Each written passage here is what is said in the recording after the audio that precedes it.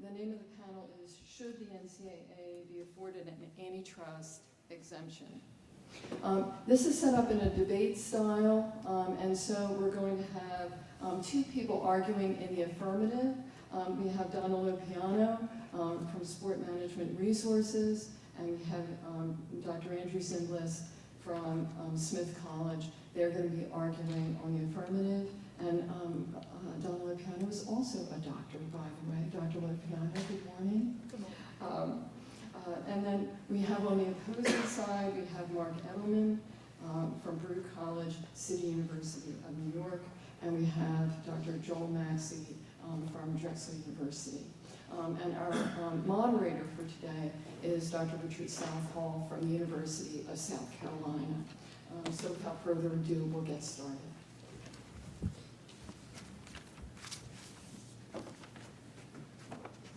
Thank you, Dr. Strauss. The way we'll do this is the affirmative will have 5 minutes each to lay out their affirmative position, and then two gentlemen on the far right will then have the opportunity to give two opening statements as well. After that, we're not going to follow strict debate protocol, and I will not necessarily pose questions. It may be that the panelists interact with each other, but I may also interject with some questions just to keep the dialogue moving. I think my primary role is to watch the clock for 5 minutes, so I apologize if I tap someone on the shoulder and say that's 5 minutes and we're good to go. So whoever on the affirmative would like to go first, you're welcome to. Yeah, I'm going to go first. Thank you, Richard. So this will be rebroadcast on Fox News tonight at 8 o'clock. Actually, Joel and Marc will be on Fox, and Donna and I will be on MSNBC at 9 o'clock. So I thought it would be, in 5 minutes, not a lot to do, but I thought I'd try to lay out for you my basic economic understanding of the way the NCAA functions. And by the way, an important caveat. I'm being asked to support a position that I don't necessarily agree with. The notion that I'm propounding that the NCAA should get an antitrust exemption is not my position. My position is that an antitrust exemption for the National Governing Board of College Sports would be a useful way to deal with the economic and the ethical and the educational dilemmas that college sports now faces. But it certainly, in my view, does not have to be the NCAA. So basically, the college sports has a really screwy economic system.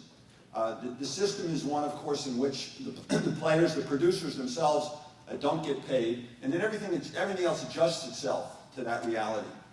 It's also true about college sports, since we're raising commercial questions about it, that they don't have shareholders. There's nobody who owns stock in the Oklahoma football team, nobody who owns stock in the Michigan basketball team. They have stakeholders, they have people who care about it, but they don't have shareholders. And when you have shareholders, you have pressure on the CEO to turn a profit every quarter. Because if you have a profit, then the price of your stock goes up, and that's what the shareholders want. But if you don't have that in college sports, then you don't have the same kind of economic pressures operative. And what you have instead is a bunch of people. You have the AD, you have the conference commissioner, you have the coaches, a bunch of people who are trying to, instead of maximizing profits, they're trying to maximize wins for the team. And so you put that together with the fact that you're not paying the players, and you get this funny economic system. Because you want to win, you want to get the best players on your team, but you can't get the best players on your team by doing what we normally do in the American economy, or what they do in professional sports, which is offer them higher salaries to attract them to your team rather than going to another team. You can't do that. So you rely upon other factors to attract your players. One of the major factors that you rely upon is getting a fancy coach, a famous coach, a coach who has a reputation for getting his players, or her players, if we're talking about female college basketball, getting their players to go to the pros. So you recruit a player by saying, hey, we've got John Calipari, you're going to play for him, and he's going to do wonderful things for you. And he'll also let you go after 1 year. Or you recruit your players by having a fancy arena and a great big scoreboard hanging from the center of it, where you tell your recruit that his picture is going to be displayed every 2 minutes. during the course of the game. And you have fancy training centers, and you have an appropriate system of a set of institutions to cheat and help them get through college and maintain their eligibility. You have all these things and others that you spend your money on. So instead of spending the money on the players, you spend it in these other areas. That, together with the fact that you don't have shareholders, ends up producing inevitably, except for a handful of schools every year, a situation where these programs run an economic deficit. And that's it. The economic deficits are getting larger and larger. 10 years ago, the median deficit in FBS was just under $6 million. Last year, it was just under $15 million. And I think, by the way, it's going to get worse. We've been through a period of really, I think since 1984, of steadily growing television contracts, whether they're national television contracts, or they're RSNs, or they're conference-owned contracts. All of that's going to change, in my view. I think it's starting to change already. You look at how the University of Texas RSN is doing. It's losing money. I think there's just a tremendous amount of competition out there in the video world, and that's why Fox is laying off people, Fox Sports. That's why ESPN is laying off people. So I think what the kind of escalation in media rights fees that college sports has grown accustomed to is going to stop. It's going to stop, it's going to stagnate, it's probably going to turn around. So I think we have a fairly serious economic situation, and it's one in which if you propound creating a player's market and start paying the players, you have to explain where the money's going to come from. And I think there are some places where the money could come from, but there's a much better solution. And the better solution is one that promotes and maintains the primacy of the educational process, which is what this is all supposed to be about. So the idea that I do support, and again, it's not directed at the NCAA, but it's directed at the governing body of college sports, is you provide an antitrust exemption that enables them to do things like control coaches' salaries. Coaches' salaries, which you know, there was a poster up on the wall the other day. It basically shows that the coaches in college sports get the same thing as the coaches in the pros. There are some small differences, but actually the perquisites are better in college sports than they are in the pros for the coaches. So give them an antitrust exemption, enable them to put a lid on the coaches' salaries, put restrictions on spending for facilities, put restrictions on other things, make them financially whole again, so that we're not in a situation like we are now, where these massive deficits, subsidies coming from universities, subsidies coming from students. The Washington Post did a study. They looked carefully at 32 FBS institutions. Thank you, Andy. Which You're supposed to tap me on the shoulder. Okay, I'll get to say other things later. I figured you were almost ready to end, but... No, I wasn't. So no one is arguing for giving the NCAA anything. You heard Andy say that. Also, no one is arguing for an unlimited antitrust exemption or a limited antitrust exemption that is loosely worded, like for general educational purposes. We're arguing for something that is absolutely specific.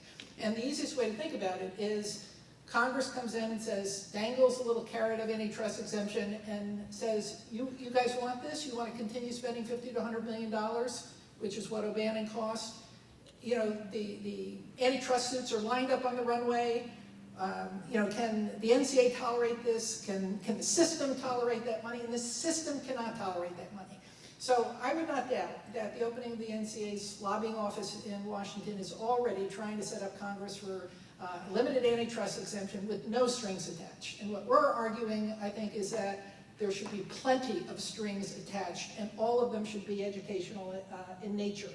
That in addition to caps on coaches' salaries, you should be looking at caps on number of scholarships, annual sport operating expense, prohibitions, as Andy said, on the construction of lavish facilities that isolate students from the rest of the student body, which makes the situation worse. I think there has to be a condition that mandates 4-year scholarship awards or 5-year scholarship awards, so that we don't have the current employee at will contracts, the 1-year contracts, aptly described in the Northwestern University National Labor Relations Board situation where they actually were employees. I think there has to be a mandate that the National Governance Association have a majority independent board of directors. that you cannot have a plutocracy as is currently in place with the FBS ruling the NCAA and strangling the market, voting all of the money back to itself and keeping the college football playoff money. It's a basic conflict of interest. So definitely having an independent board of trustees similar to the USOC. The USOC went through this in exactly the same manner. I think there has to be a solution to the big time schools saying, well, I'm not going to be a part of this. I don't want the antitrust exemption. I'm going to leave. And continuing to use that threat of I'm going to leave the National Governance Association to get the power that they want. Congress has the ability to tie to the Higher Education Act funding of institutions, that any institution with an athletic program that makes over $1 million a year in revenue has to be a member of a national governance organization in which has the exclusivity for all national championships, including the college football playoff, and all those national championship funds have to be repurposed for student benefits. So the argument really, because I know I'm running out of time, I don't want Richard to, get me. But what this is all about is forcing the National Governance Organization to take the big money that is now filling the back pockets of coaches and ADs and whatever, and then funneling it back to athletes, 480,000 of them, not just football and basketball players, in the form of injury insurance, in the form of benefits that are substantial and non-taxable, instead of compensation. That's only going to benefit 20,000 kids, and is going to absolutely destroy the economic construct as we know it today of intercollegiate athletics. Because then you have football and basketball out there as pro teams, they lose their tax preferences, you pull the rug out from all the Olympic sports in terms of their economic well-being, because that's what's happening at the institution. So we can design these strings. My only wish is that we have a national conversation about what those strings should be. There should be a presidential commission looking at intercollegiate athletic reform, CARE, all of the interested, COIA, all of the people who have an interest in returning to educational sport should be talking about those conditions. It was actually, you had 5 seconds. Can I take those 5 seconds? Okay, the next person who wants to go? Go ahead, Mark. Good morning. Yep. Section 1 of the Sherman Act says every contract, combination, or conspiracy in the restraint of trade shall be declared to be illegal. This law is known as the Magna Carta of free trade because it's what keeps the capitalist system of America working and working efficiently. It allows businesses to compete against one another, but prevents large commercial businesses from coming together and reaching agreements in manners that exploit consumers and exploit labor. College sports is big business, and big business at that. The University of Alabama's athletic program brings in more revenue in a given year than any single NHL franchise. The broadcast rights for March Madness on ESPN are $775+ million a year. Big business. College coaches make $5 to $10 million a year in some circumstances. Big business.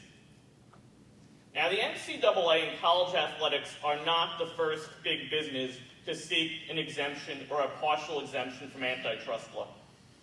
Indeed, since the Sherman Act was passed in 1890, the largest industries cartels time and time again have made the same argument, that they are different and thus should not be subject to antitrust law. We heard the railroads saying that they should be allowed to collude. They're different because transportation is so important. We've heard big oil say they are different. They should be allowed to collude. We heard the NFL say, straight up through the American Needle case, that they need to work together, so they should be entirely exempt. And the NCAA's request for an exemption from antitrust law is no different. The alternative solution is congressional regulation, which in a utopian world is great, but in reality is grossly problematic. If you look at the way the colleges operate right now, there are the people that make the decisions at many of the colleges are large public universities that have direct ties with government. Then you have the private universities that are very powerful constituencies. To the extent that government has gotten involved with college sports in the past, what has been implemented as legislation has not been positive reform for the athletes, but has been just to the contrary. We have the Uniform Athlete Agent Act, which has been passed in 43 states. The ramifications of that were it made it more difficult for college athletes to seek advice, and in fact created a cause of action in many states where colleges could directly sue athletes that had sought agent support and received money. On the federal level, SPARTA has been passed, again, maintaining the amateurism system in America and ensuring that college athletes do not get any market pay, not even free market pay. So while it would be nice to say perhaps we should exempt the NCAA from antitrust, and perhaps good could come from that, 2 points. First, where Congress has gotten involved in the past, it has not led to greater opportunities for college athletes. It has led to greater restraints of their rights. And second, the NCAA, which is one of the most powerful associations in America today, is not the first association to seek exemption from antitrust law. In fact, much like the big railroads, the big banks, big oil, they are just the latest, incredibly powerful collection of companies making the exact same argument. We are different, we are special, and we should be treated differently. And that's not the way America should work.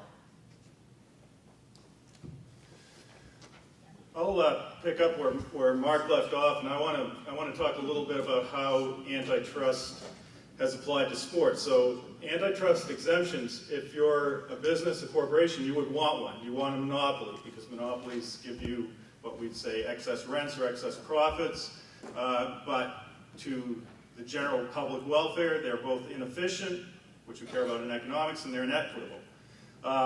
The sports world has, I'm going to talk about 3 exemptions. Actually, I'm going to mention 3 and talk about 2. The most famous one is baseball's antitrust exemption, which is a judicial one that goes back to the Supreme Court in 1922.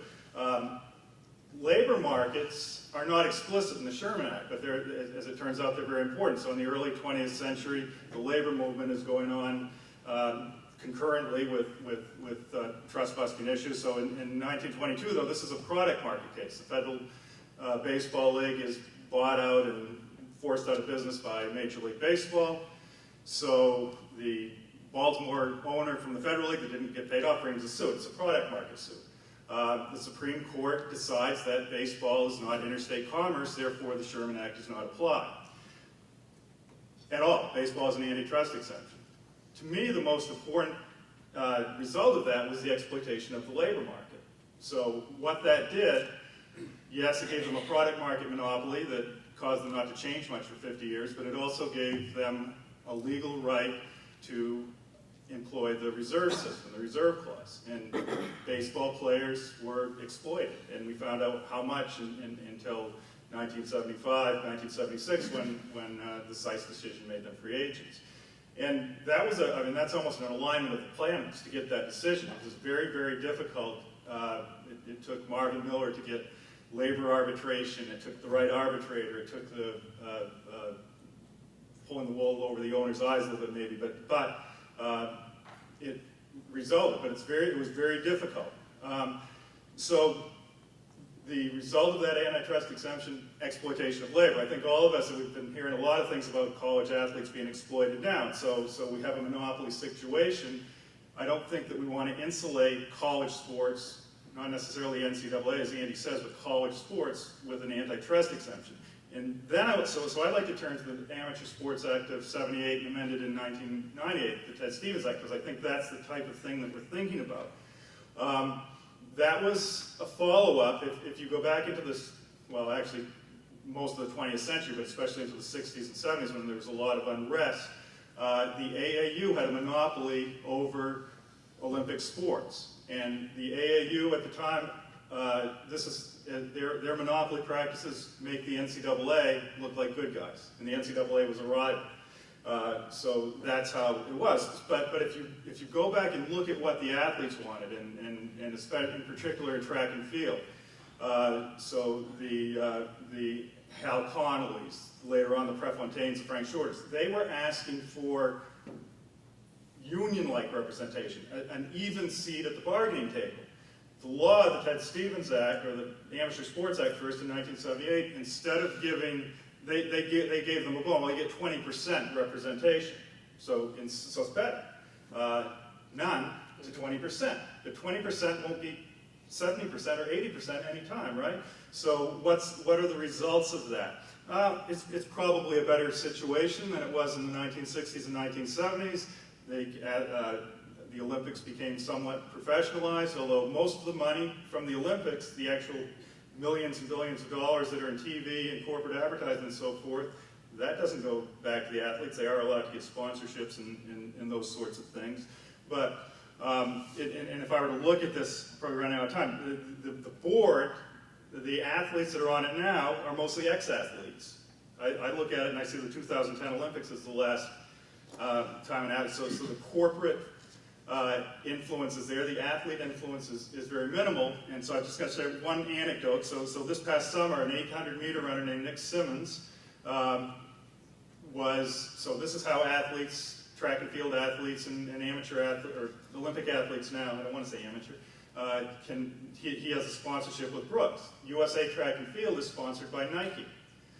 Nike doesn't allow him not only to wear, I mean, you would expect him to wear Nike gear in the track meets and so forth, but not allowed to wear even in the hotel his Brooks, who are paying his salary. So there's a property rights issue. The USA Track and Field, which is sanctioned under the Ted Stevens Act, says we own your property. You can't even sell your property to someone else. So Nike owns your property because we sold that to Nike. You can elaborate on the anecdote a little bit more, but what I'd like to do now is we'll just let the panelists interact with each other. And if there's points that you want to raise or discuss with each other, for example, if you and Andy want to respond. Yeah, a couple of points. A couple of points. One of the good things about the Amateur Sport Act is, to Andy's point, it replaced the AAU with a federally chartered corporation called the United States Olympic Committee. The NCAA could be replaced in the same way.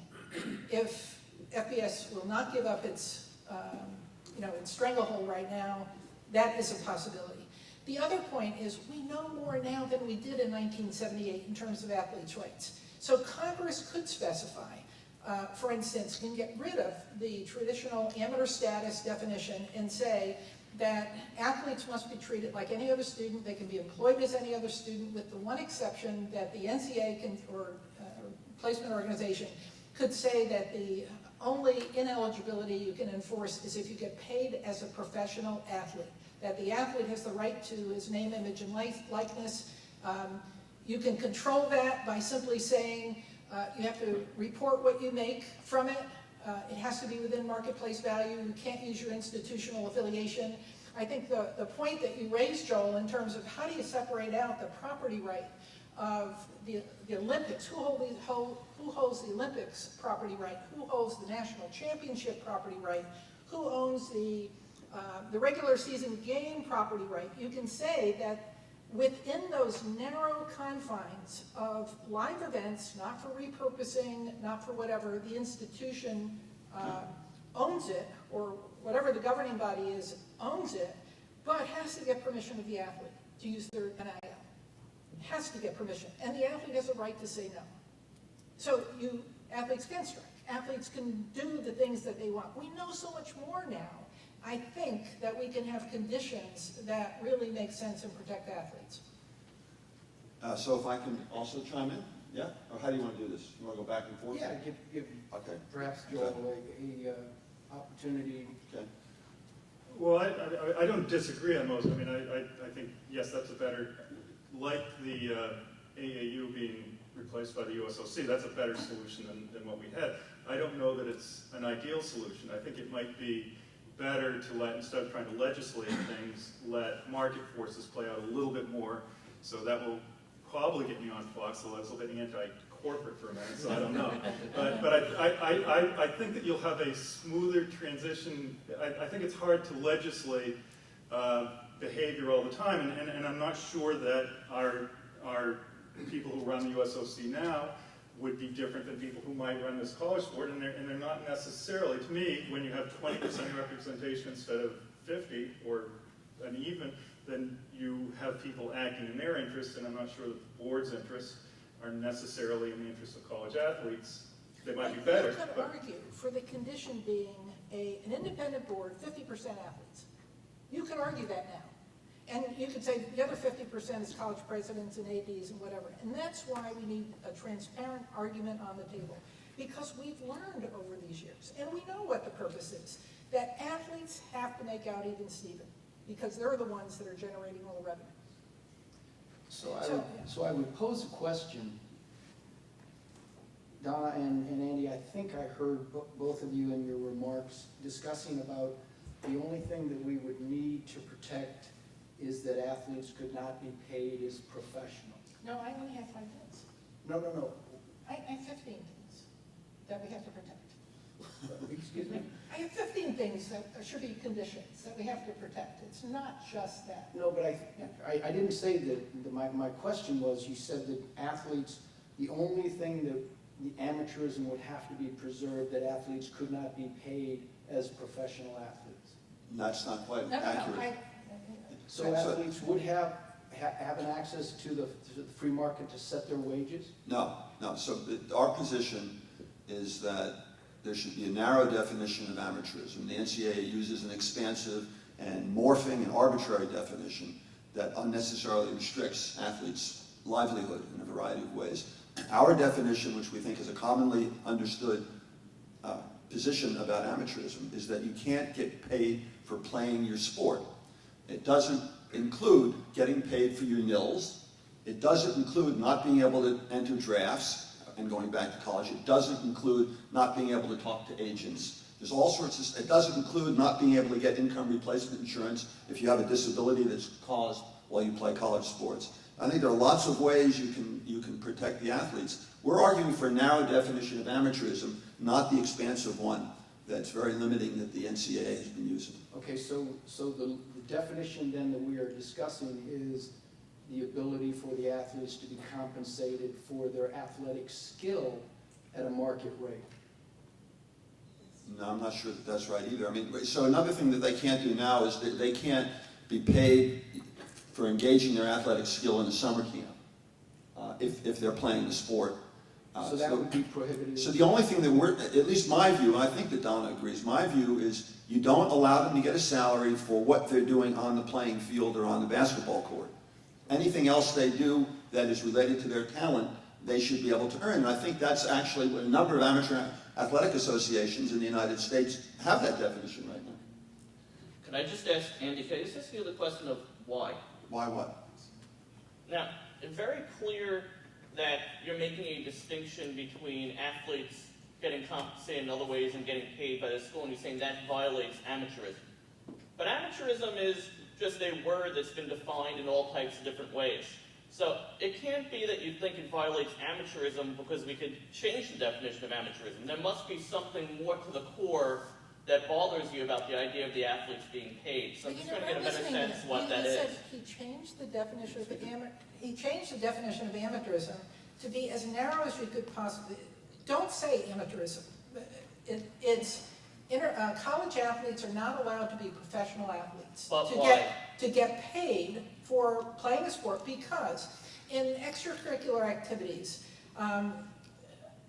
for instance, if I'm a member of the band and the institution has a property that's a concert that's open to the public and tickets are collected, whatever, the band doesn't get paid. It's part of your experience as a student, expanding what opportunities you have, the development, whatever skills you have. There should be this place in education that allows you to do that. short of being a professional athlete. The NCAA was established, the NCAA was established to make sure there was a line of demarcation between professional sports and college sports, because you want to protect the primacy of academia. You never want the college product to get so big that now it becomes more important than the academic product, or it draws from subsidies that could be used for education. And that's what's happening now. But if that's true, I just look at my particular college, and I look at what we pay students to do. I'm lucky enough in the Zicklin School at Baruch, we have in the law department 3 department research assistants. They aid us in our research.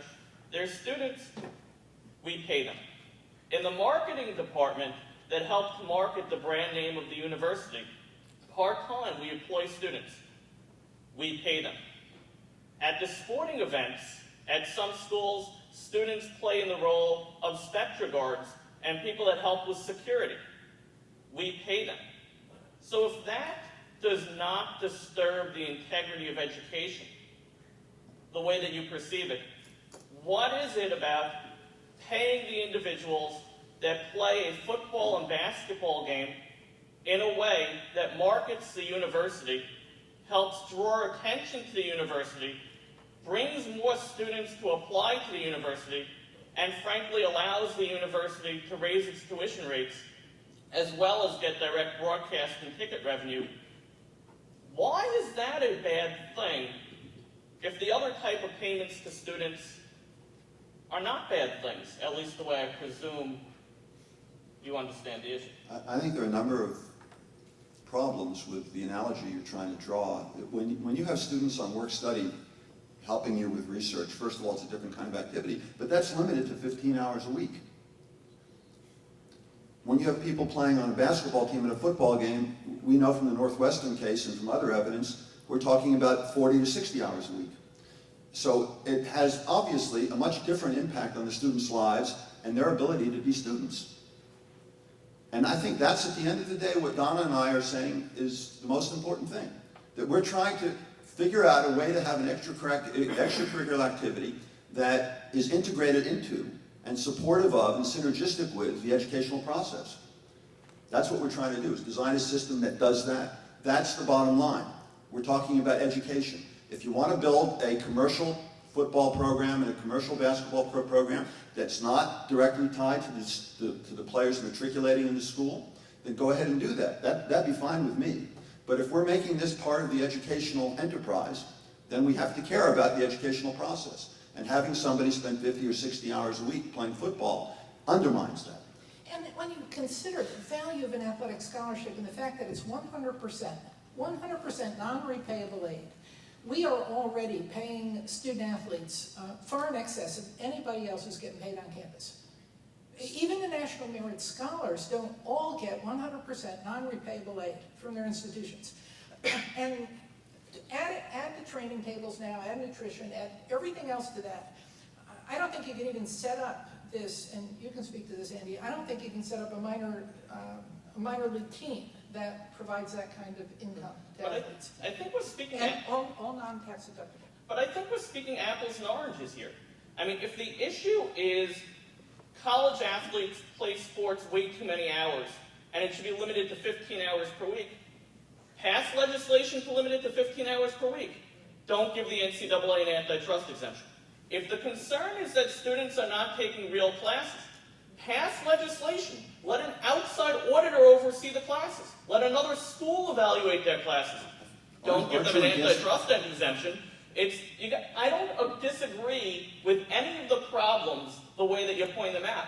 They are problems.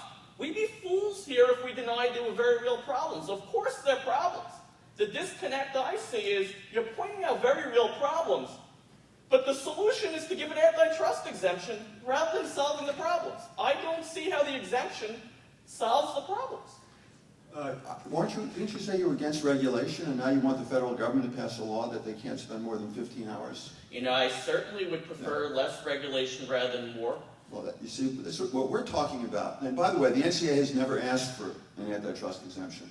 They haven't today, and it's something that Donna and I have been talking to various people in the NCAA about for a while. And they always say, no, we don't want it. So this Until is not they lose at the Supreme Court level. when they lose at the Supreme Court, but so far they're not asking for it. We're proposing a deal. The deal is you get your antitrust exemption, limited antitrust exemption. In exchange for that, you've got to adhere to a set of principles about educational primacy.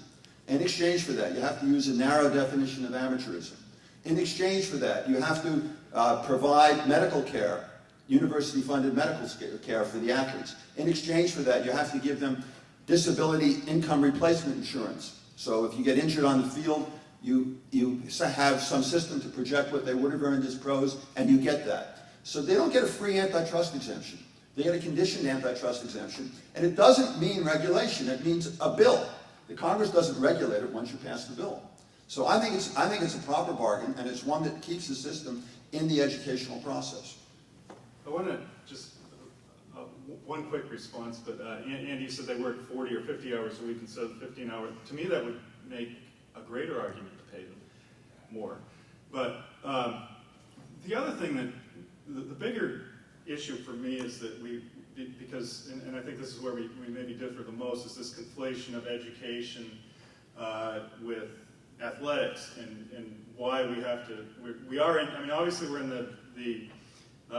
a university setting. We're all very familiar with education and higher education, but somehow I think we always want to hold it sacred somehow, that somehow we can't do two things at once. We can't have, and universities participate in any number of commercial activities. They run hospitals, they run bookstores, they run hotels, they could run they run commercial athletic departments except for compensating the players fairly.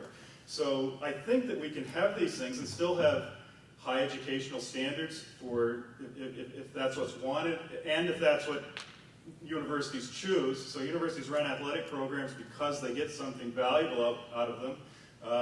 If they want to enhance their academic reputation through athletics, fine. If they're less interested in that, fine. So again, I think education's important. We all know it's important, but it's not necessarily sacred. It's a product like everything else. And if you're in the business of trying to recruit students, it's a product. And athletics is actually used in many ways to promote that product. But Joe, it's a non-profit organization, education is.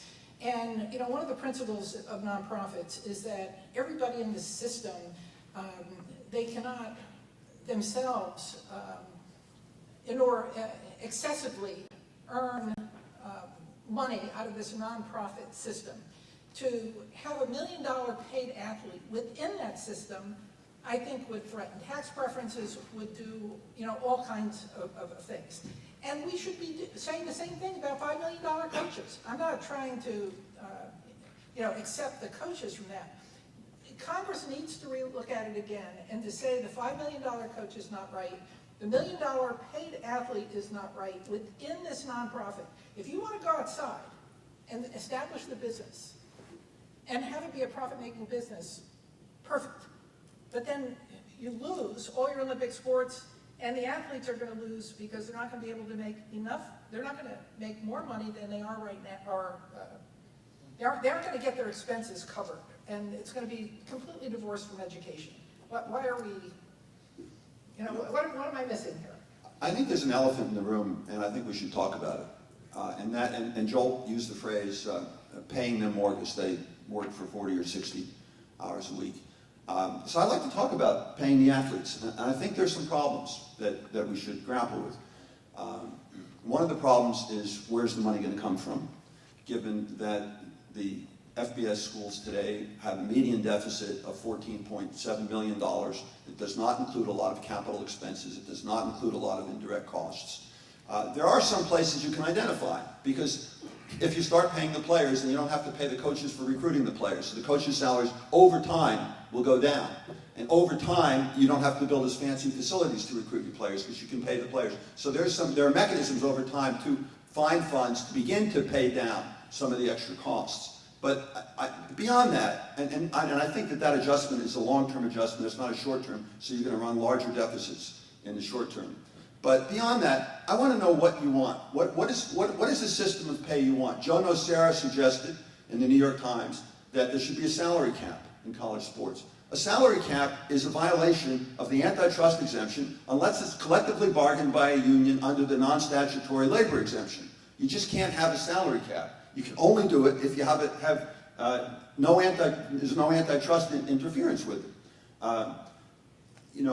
The system that Donna and I are proposing is a system that goes at least as far, it goes actually further than what Wilkin said in her decision. In other words, we wouldn't say that there was a cap, there had to be a cap on nils. We wouldn't say that the nil payment had to be deferred. We insist upon proper medical care and proper medical insurance and injury and replacement insurance. So I don't know, where do you want to go? Because I think in favor is you of ending the exploitation, the economic exploitation of student athletes. But we think we've identified a system that both is financially sounder and is more congruent with the educational goals that this system is supposed to have.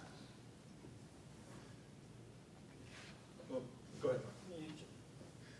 Well, to answer, I don't know. I mean, I think that certainly the system that you're proposing is a better one than currently exists. And I think everybody that's been here for 3 days now is unsatisfied with the system that we have.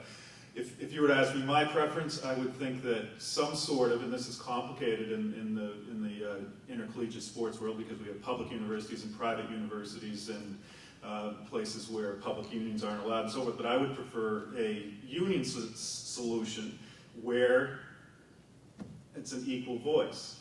The players or their representatives are at the bargaining table. I would think that bargain solutions are more efficient than legislating solutions. You can't have unions in college. Andy, I don't think it's too much. I mean, if you were to think about how the AAUP organized university professors post World War II, so you can't have them everywhere. But they don't collectively bargain. But the negotiations that they do have an effect on everybody. Whether you're in, so you could have that type of solution go. I agree. I don't think it's a simple solution at all to have one big union for NCAA athletes, but union pressure. To me, something that's a bargain solution is better than a legislative solution. Most of the institutions that we're talking about are public sector institutions. Right. There's no Wagner Act to protect them. And you have a division between, there are 19 of them in FBS that are private sector. There are states that have labor laws that are right-to-work laws. The notion that you're going to use a collective bargaining system to have your market work, Marc said that congressional regulation was pie in the sky. This is really pie in the sky. Just to clarify our position at TAD here, I am certainly not, and I don't think either of us are arguing that every school should pay its college athletes. What we're arguing for is a free market solution where each school would be able to act independently. Now, as a matter of antitrust law, there is nothing that precludes Drexel University from saying, we are not going to pay our college athletes, we're going to compete on other attributes. Nothing prevents Drexel from saying, we are going to offer excellent education, excellent facilities, and use that to recruit. Also, as a matter of antitrust law, from the way I interpret the definition of market power, I do not think there is anything illegal with a single conference getting together and that conference saying we are going to put in place X terms with respect to college athletes. Any one conference. So if you took the Big Ten conference, which now has, 12 schools? And they all got together and said, we are not going to pay our college athletes. Yes, it would technically be a restraint because the schools are getting together. But those schools do not collectively have market power because it's just 12 or 14 of all the schools. That would not be an issue, at least the way I perceive it. The issue is with the NCAA, when every single member school across the entire line of employment, if I could use that word liberally, which would constitute 100% of a marketplace, if we could use that term liberally, get together and reach an agreement and restrain trade. If the NCAA remains subject to antitrust law, I don't think we end up with a complete free-for-all. I think you end up with one of two possible outcomes, and neither seems that bad to me. The first potential outcome is the decision-making with respect to the terms and conditions of college athletes is handled on the conference-by-conference level, because the conferences themselves don't have market power. Now, that still theoretically could lead every college to say, we don't want to pay. But it pits the conferences against one another. And the reality is, if the Big Ten and the SEC are competing to recruit the best athletes, one of them is likely going to start pushing the terms better than when they're all working under the same system. The other is, if the NCAA is found to violate antitrust law, reasonably, coming out of that could be a settlement between the plaintiff's class players and the schools. Now, everything Andy said is 100% correct. I don't take issue with the issues of unionization being very difficult or not practical or not even available under the law on an entire unit basis under the NLRA. And Professor Zimbalist explained a lot more eloquently than I could. There's no need to try to repeat that. But as part of a settlement agreement, there is nothing that would prevent the member schools of the NCAA to settle an antitrust lawsuit of agreeing to engaging moving forward in a form of bargaining that is made to look akin to the version of multi-employer collective bargaining that we see in professional sports out of the settlement. And in fact, when the NFL players decertified under the leadership of Jeffrey Kessler in the late 1980s, part of the settlement of the McNeil antitrust lawsuit was the agreement to engage in bargaining in much the same manner. So are you saying that the end that you want is to pay the athletes? You want them to receive pay and make them employees and still stay within the higher education institution making the salaries of professional athletes? Is that the outcome? Is that the outcome you want? It depends. No, is that the outcome you want? I mean, we have a process issue and a Do you substantive. want them employees? Could I answer the process and then the substantive issue? No, employees. Or do you want them as employees? I don't care. As a matter of antitrust law, it doesn't matter. We could call them employees, we could call them student athletes, we could call them students, Do you want we the could pay call to them be elephants. related to education or not? I would like the pay to be related to the services that they provide to the university not and the value derived. But not education. So I would- It's paying to play, right? I want them to be paid free market. In many cases, yes, they will be paid to play because by playing, that's where the $776 million from NCAA March Madness's money is coming from.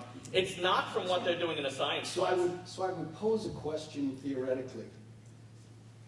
I thought I heard that the athletes are already being handsomely compensated. Who said that? I think Donna said that they are being handsomely compensated. They are being Now, wait, compensated. hold on, if I could pose the theoretical. Okay. If we look in a dictionary, compensation is defined as pay. We look in the dictionary under pay, pay is defined as compensation. If the athletes are already being handsomely compensated, are they not already being paid, but they just don't have the right to collectively bargain? Since they are employees under the National Labor Relations Act, you should understand that as of right now, college football players at Northwestern are in fact employees.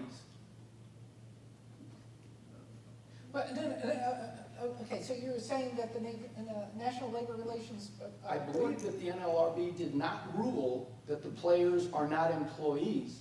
They simply chose not to enforce the unionization. They refused to say they were employees. The 13th department said they were employees. It was appealed to the NLRB. The NLRB said we are not going to address the issue, so they neither overturned nor explicitly said they agreed. But let me, I apologize for loose lips in terms of compensation. The point of the matter is that if you have a 4-year scholarship and it's tied to academic standards as renewal, it becomes very different than paying for play, which is currently the 1-year, at-will employee agreement that most schools are using. It's optional now to go for 4 or 5 years. The other methods of providing benefits to athletes, and I'll replace compensation with benefits, are if a student is participating in an activity on my campus, I have a duty to protect their health and well-being, and I should make sure that athletic injury doesn't in any way adversely affect them or their families. So however you want to, if you want to pick on the term compensation, that's fine. But I think we can put together a package of benefits that is far in excess of value than any compensation they could receive as a professional athlete, and they'd not be taxed.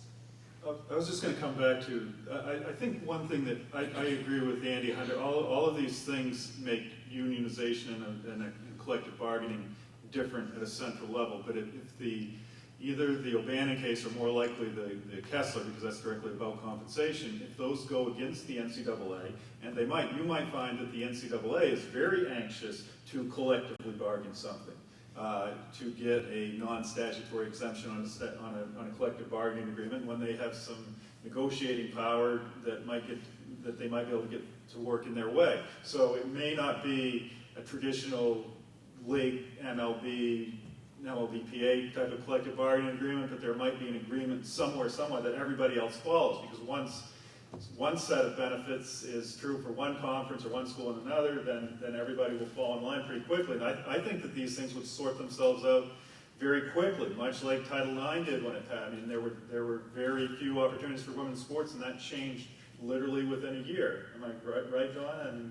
But what do you do with it? So you would have said that was impossible. No, it was all within the context of an educational sport program. That had nothing to do with the employment market. So I just don't get it. If you're going to pay them to play, how do you keep tax preferences? How do you keep the use of the institution's tax-free bonds? How do you keep all these things that have been keeping most of the athletic programs afloat? How do you keep that? I don't get it. You make them a for-profit business. You've been arguing, make them a business. The athletes will make out better. Make them a business. They'll be a minor league, and they'll use this support construct that they currently have. Well, they already are. And they'll be kicked out of education. We're saying fix the educational system. Wait. We're saying we're going to make them into a minor league. That's great. I don't even have to finish my sentence. You guys did it for me. You said we're going to take away education. Does anyone know when the last time the University of Miami basketball team attended a day of class? Villanova is a better supporter of Miami University education than anyone in the NCAA or the ACC. Because Villanova did, this weekend, what the AC schedule could not do. Villanova finally sent Miami back to class for the first time in the entire month of March. I'm being serious. Look at the Miami schedule. You guys have computers up here. But Mark, are you suggesting that we're saying leave the system as it is, exploiting kids? Or are you hearing that, guess what, it has to be fixed? And the way to start the fix is by applying conditions that currently the NCAA refuses to apply as a system. If you want a systematic reversal of what's happening right now, the only people who are going to attack the system and have the power to attack the system is Congress. If we have an antitrust decision ruled in favor of the players, it will lead to bargaining over a new system where the players have a voice. It'll leave. Right now, what we're doing is we're deciding from our ivory tower that we have this great middle ground solution. And we're going to take things that we think are fair to the athletes. And I do believe everyone in here really cares about the athletes' well-being. I don't think that's true about everyone that's making these proposals. But we'll take some things that are good to the athletes, and this sounds good, and we'll check them off, and that's going to be our new solution. But I still think we're better off with the antitrust case that will lead to the athletes really playing a voice in the new solution as opposed to us just imposing. Here's what it comes down to. Joel, if Jenkins wins, or if the antitrust issue is resolved in some other case, there's going to be a settlement or a judge-imposed solution to the problem. And that's going to be a solution that articulates a new set of institutions that will be determined by the lawyers in the case and the plaintiffs in the case, the defending plaintiffs and the plaintiffs' lawyers, or it's going to be imposed by the judge. That's not a democratic resolution of the problem. It's a capricious and arbitrary resolution that has to do with the people who are in the room when that case is heard. I think that it'd be far preferable to have it opened into the democratic process, as imperfect as our Congress is, have a debate, have a presidential commission, and deliberatively construct a system that works for everybody in the long run. Furthermore, I think that if the process works itself out in the courts, that once there is an imposition of a new system, that Congress will become involved. All of a sudden, will become very interested. So Congress is going to get involved one way or the other. Well, right. I think that the answer to that is, do you prefer a legislative solution to a judicial solution? Which branch? I mean, so you're saying that the legislative decision would end up being more fair, perhaps because there's more information gathered, but the same argument could be made that the judicial outcome is better. I don't know the answer to that. Which branch do you trust?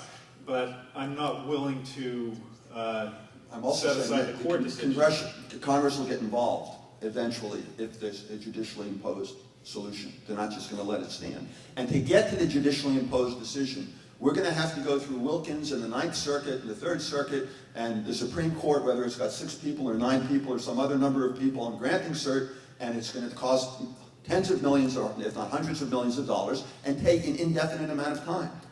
So what we would like to see now is to initiate a congressional deliberation, a presidential commission, start the process, and finish the process, and not leave it up to the judicial caprices that we're experiencing right now. The Okay, courts well- will make a mess of it. You know that as voters. Okay, what we'll do now is we have 10 minutes, so we'll take some questions from the audience. And I would ask you before you start your question to wait for the microphone to be passed around. So we'll go in the back first, and then, well.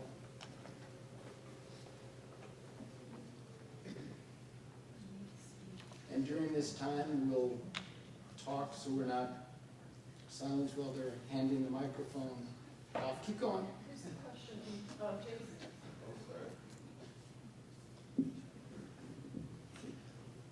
I'm Jason with the University of Vermont. I guess my question is related to the terminology we're using. So college sports, technically athletic departments are 501c3s, nonprofits. Is that correct statement? The institutions. As part of an institution, right? So how do we term antitrust with nonprofit?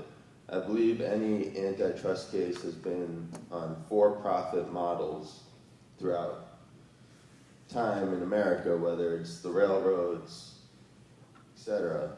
So how are we balancing those two, I guess, contradictions in our collegiate space? And then the second part to my question would be, so we have college athletic departments that are using avenues of for-profit models, whether it's in marketing, whether it's with shoe companies. Doesn't that change our complexion of the collegiate landscape in this antitrust lens? I'll take a crack at that. So the 1984 Regents case, the Supreme Court addressed the question of whether antitrust applied to nonprofits, and they concluded that it did. In terms of the fact that these college sports programs have within them commercial activities, makes it subject to UBIT taxation, unrelated business income taxation. Basically, although the IRS could attempt to tax the revenue from sponsorships that's generated by advertising at a football stadium or a basketball arena, and other forms of revenue that comes into the college programs, because there's something within UBIT that's called the fragmentation principle, so they wouldn't have to look at the bottom line of the athletic program and see there's a deficit and say, oh, there's no income to tax. They could be taxing revenue sources, into separate revenue sources, and they've also decided not to do that. This is one of the many tax preferences that college sports is buoyed by right now from the federal government. I don't know if I answered all of your question. Does that make sense? Next question. Go ahead. Okay, my name is Nicholas Kindler, a former football player at West Virginia University and also a class representative in Ray NCAA athletic grant and aid litigation in coordination with Jenkins et al. And I guess I kind of just wanted to get a little bit more insight into, I agree with what Marc and Joel were speaking about with the antitrust litigation going forward now. If our case, Jenkins, Kessler, were to reach the Supreme Court and they were to go against the NCAA and facilitate this reform that we hope, whether it comes through the judicial process or if that was to later go into more collective bargaining, why, I guess kind of going with what Marc said, is why would we want to give them this opportunity to exempt this potential reform through antitrust litigation if we gave them this exemption? Well, I think what will happen if events unfold the way you are looking forward to them unfolding is that Congress would get involved, and they would, in essence, end up doing what we're hoping they're going to do anyway. But we would start that process earlier and not wait to see what happened with the antitrust cases. Congress, look, the model that Marc laid out is a reasonable model, where you have and I agree with him that it would not be an antitrust violation if conferences did their own collective bargaining. They had their own labor markets. But I also think that what would happen in that model, which would be a very hyper-competitive model, is that conferences would get whittled down. The Big Ten would no longer have 12 conferences. The Iowas and the Northwesterns would opt out of the system. They wouldn't be able to afford to operate in it. And you'd end up, basically what you'd end up with is 32 teams in football and 30 teams in basketball and 30 teams in hockey, just like you have at the professional level. And they would end up being, in essence, minor league affiliates, whatever the institutional definition of what they were doing happened to be. They would end up being minor league affiliates. As you made that transition, the various tax preferences that we're talking about would go by the boards.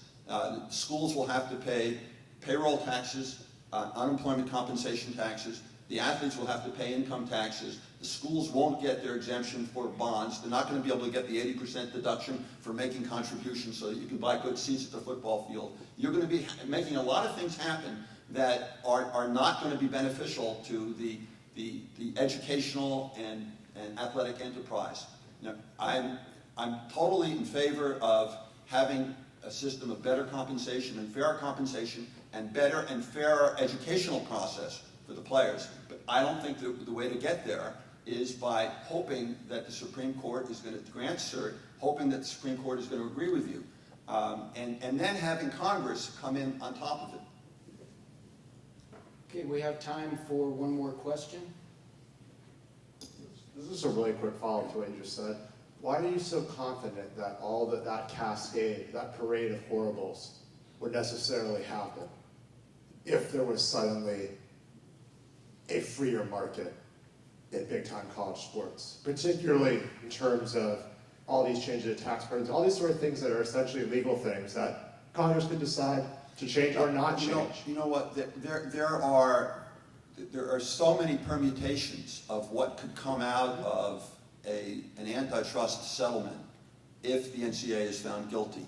The plaintiffs in the O'Bannon case put forward as a less restrictive alternative that you would pay every player on the football team the same amount. That's one way to go.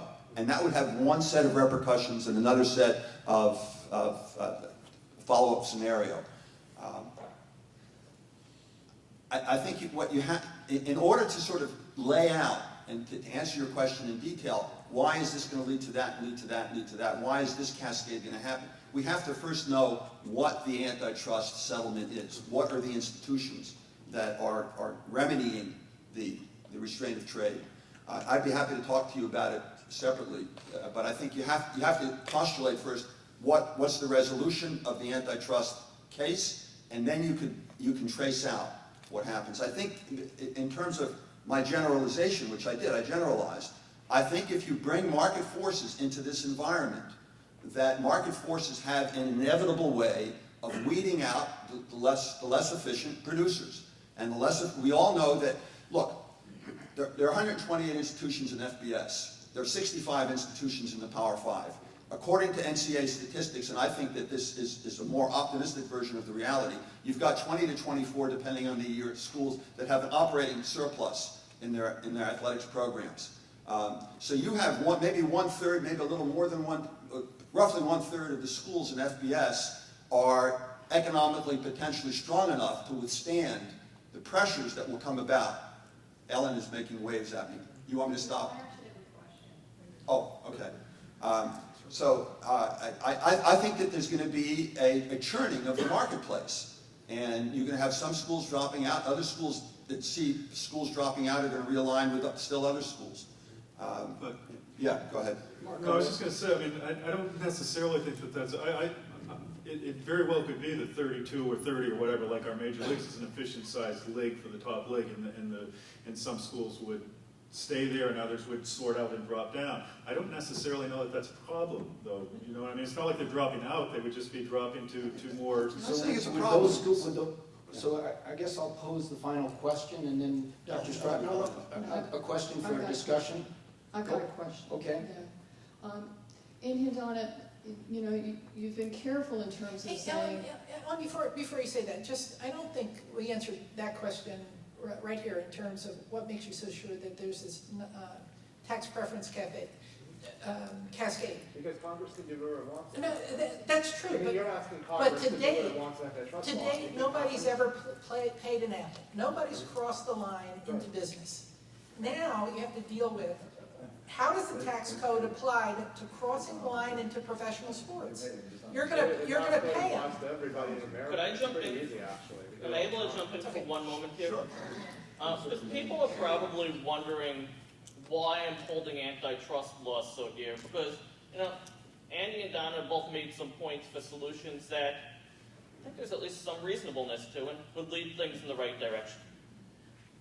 When I was a 1L in law school back in the year 2000, there were two books I read that I hold very dear. One was Murray Sperber's Beer and Circus. And that book talked about how colleges were using athletics as an alternative to education, not only to the detriment of the athletes, but to the detriment of the student body. The other book, which I held very dear, and if you haven't read it, I still recommend, with a black cover, was Unpaid Professionals, written by Professor Zimbalist. I must have read that 6 or 8 times. Now, I just changed my mind. I agree with everything you say today. now, what bothers me, not only the fact that I'm getting old, but what bothers me is this was 16 years ago, from 2000 to 2016. And Andy, I'm not speaking about you and Donna, I'm not speaking about you, because you both have been pushing for reforms for a very long period of time. But most of the people that are now talking about reforms in college athletics didn't do a thing to push for this reform between 2000 and 2015. To me, the most important thing to lead to a real conversation about reform has been the O'Bannon suit and the Jenkins suit and the mere fear of it. And I am fearful that if we give the NCAA an antitrust exemption, even a partial one, it will take away the most powerful force that we have had to be able to lead into the engagement of the conversation that we're having today. And that's why I am so afraid of giving the NCAA an antitrust exemption. It's not that I don't think these proposals have merit. It's I don't think we even get to these proposals or future ones the minute there is an exemption. I agree with you about the legal suits. I wrote an amicus brief for O'Bannon. I just don't think that they have provided a lot of impetus, and the Northwestern unionization case provided a lot of impetus. We don't want to stand around though. Now that we have this impetus, we should take advantage of it and do the political work that we need to do. If we don't take advantage of it, the NCAA is going to go after an antitrust exemption on their own at the Supreme Court, if they lose there. And the whole thing's going to collapse before we can have a national conversation. Dr. Strauss, your question. Yeah, and it's, I think if we go back and we look at the tape on this, one of the things that will be a theme is the reference to the expression paid for play. And the characterization of the quest for college athletes' rights being depicted as pay for play. And if this discussion is not being guided by forces within the NCAA seeking an antitrust exemption, then why is the branding of it using the exact expression that they sent out to their membership with talking points under the umbrella of pay for play? That it's disturbing to me to have a disingenuous position in terms of what interests are actually being represented here. The NCAA is going after this. The Division 1A Athletic Directors Association has been contemplating the creation of a political PAC. I don't think that I don't think it's an accident. And I think it does a disservice to the athletes who are really trying to get an independent organization to represent their interests and to have a legitimate voice at the bargaining table. And so actually, I don't think that I've raised a question. I think I've raised a concern, which is that I think there needs to be truth in advertising in terms of the framing of this discussion.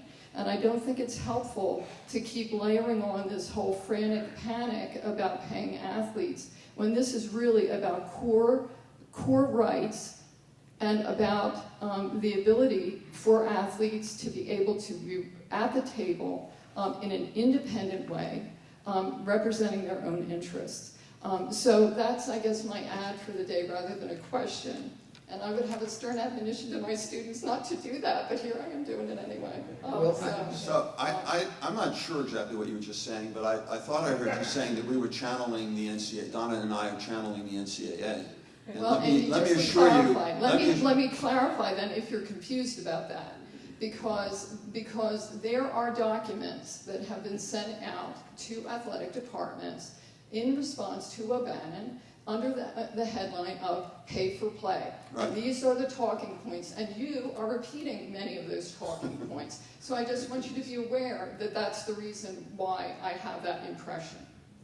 Well, at this point, we've literally run out of time. We're a few minutes over. Look, Richard, you have to let me respond to what. I'll be happy to let you respond. Donna, there's some kind of guilt by association here. I'm not even sure which term that I've used. I don't feel like I'm trying to, or that I believe that one needs to frantically assess what would happen if they were paid for play. I think that things would churn, things would be very different, and if we can agree that there's a problem with educational exploitation of athletes and economic exploitation of athletes, and talk to each other without making accusations about one side or the other working for the NCAA, that we could talk sensibly and reasonably about how, given that we have certain goals, how can we best get to those goals? And I think that that's the position that Donna and I are trying to lay out here. I don't think the sky is going to fall if there's pay for play. I just wonder whether, when all the churning stops, you're going to get the result that you want. And I presume that result has to do with ending the educational and economic exploitation of athletes. Yeah, and just to add briefly to that, I think both sides here are saying, how can we get the very best deal for athletes? And where we disagree is how to get the best benefit package for athletes. And in my perspective, this route would give more to more players. And that route would give more to some players and a lot less to 20 or 30,000 players, but would leave 450,000 in Lorch. So I have a socialist bent to this direction. Okay, on that interesting note about socialism, we will, Democratic socialism.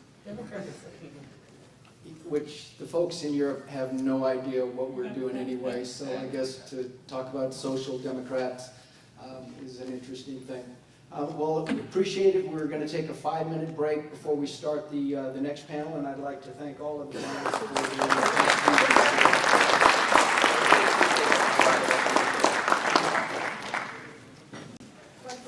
Great pleasure.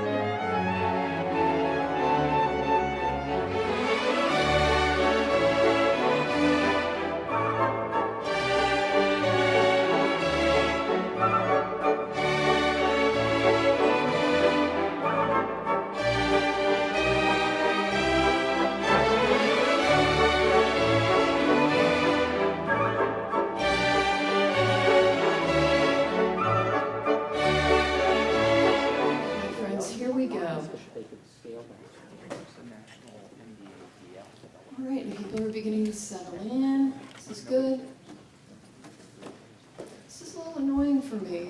Really, the entire average height of the population has gone up, so I'm finding myself constantly having to adjust the microphone. This is a good thing. Okay, this is our last panel. I just want to, again, acknowledge, here we are, this group that's so invested in what we have going on in these conversations. So thank you so much for your investment in all of this and for gracing us with your presence. Our panel that we're going to now is College Athletes, the NCAA, and Due Process.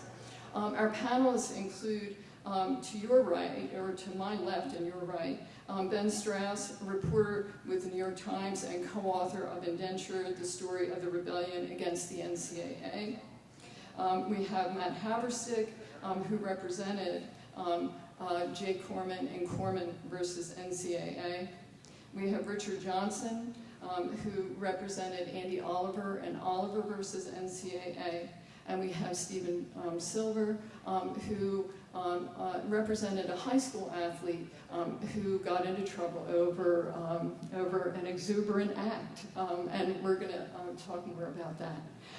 We're going to begin, each of the panelists is going to have between 8 to 10 minutes to present an overview of their own experience working with issues of due process. And athletes' rights, I need to restate actually, the due process and the NCAA. And then we're going to open it up hopefully for an exchange among the panelists, and I may have a few questions to direct things as well. So Ben, I'm going to turn it over to you to start.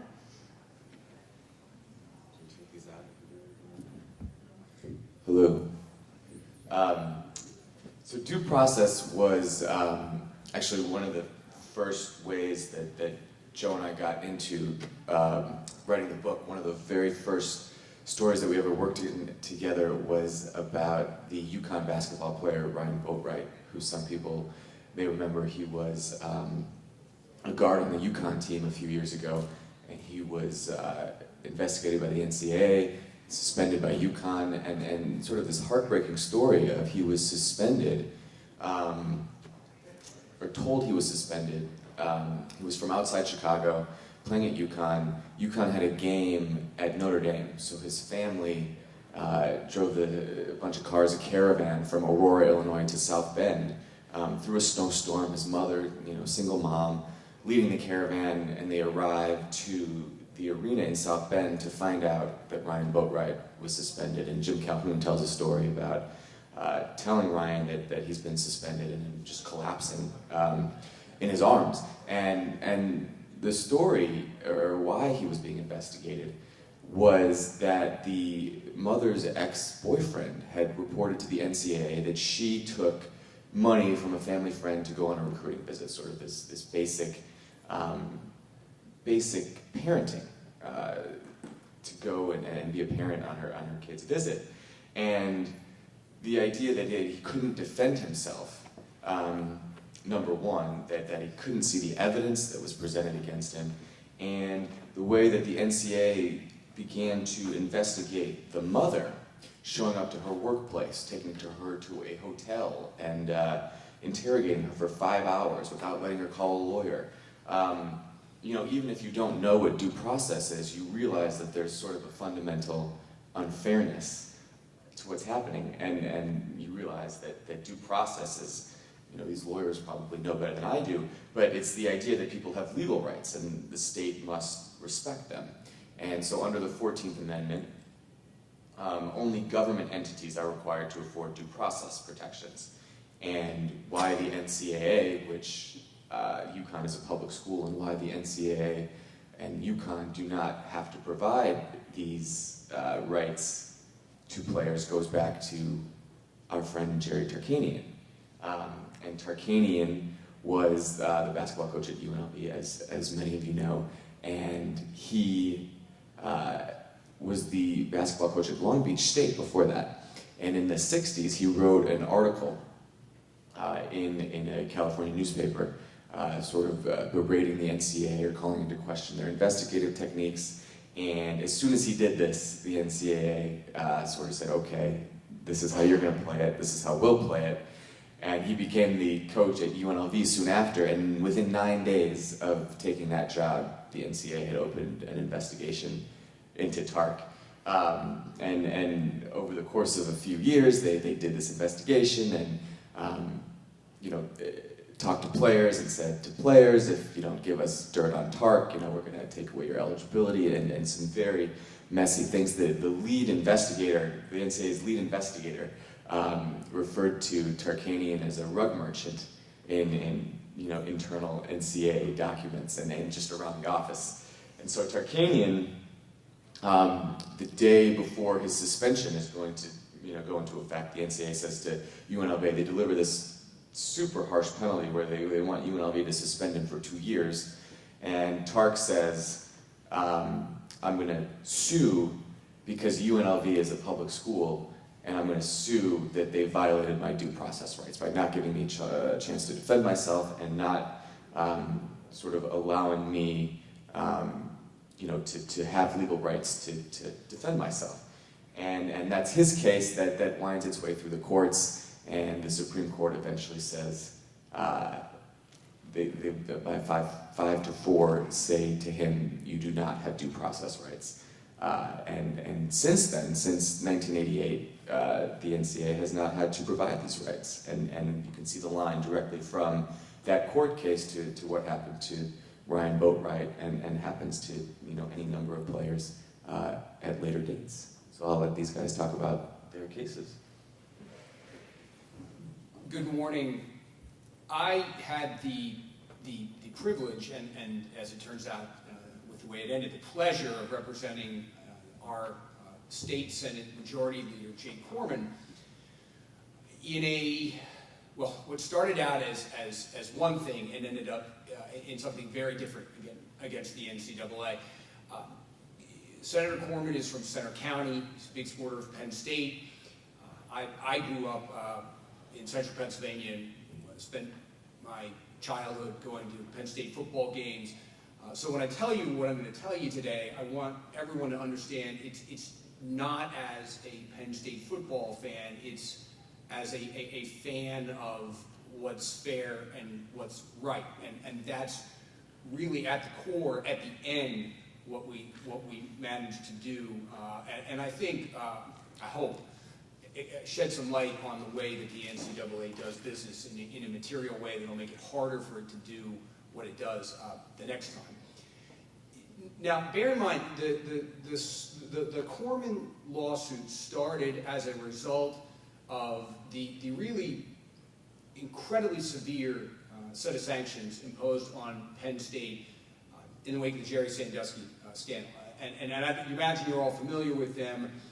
They included stripping of scholarships, stripping of bowl money, negation of over a decade worth of wins for the school, for kids who had played football for the school, having nothing to do with anything. All of a sudden, their wins sort of were just erased in a stroke of a pen, and a $60 million fine that Penn State was obligated to pay to the NCAA. And that's initially what attracted Jake Corman and my interest. We all thought that the punishments that Penn State had agreed to, and it did agree to in a fashion, were over the top and too harsh. But the $60 million is what got Senator Corman interested, and that's where our drama started. We asked ourselves, well, why does the NCAA, which isn't a government, which as far as we can tell is really just a club, get to decide that it's taking $60 million from Penn State and take it out of Pennsylvania, which is what the NCAA was going to do? And we said, no, we don't think that's right. If you want to fine Penn State, that money should stay in Pennsylvania. And, it's at the end that I can see things that happened at the beginning of the case in the better and maybe proper perspective for what we're talking about today. And what I mean is our relations and discussions with the NCAA, I have a deeper understanding of what the NCAA was trying to tell us when we first met with them. So we sued. We sued over the $60 million and went and met with the NCAA lawyers in DC very early on, and I'll never forget this, and I imagine they'll deny it, but I don't, it happened, so I don't mind saying it. We said we'd like to talk about maybe some compromise with splitting the money. And the NCAA said, no, we're not interested. We're as important, and this is the part that they said, we're as important, or NCAA is as important to the national economy as Coca-Cola and Walmart. And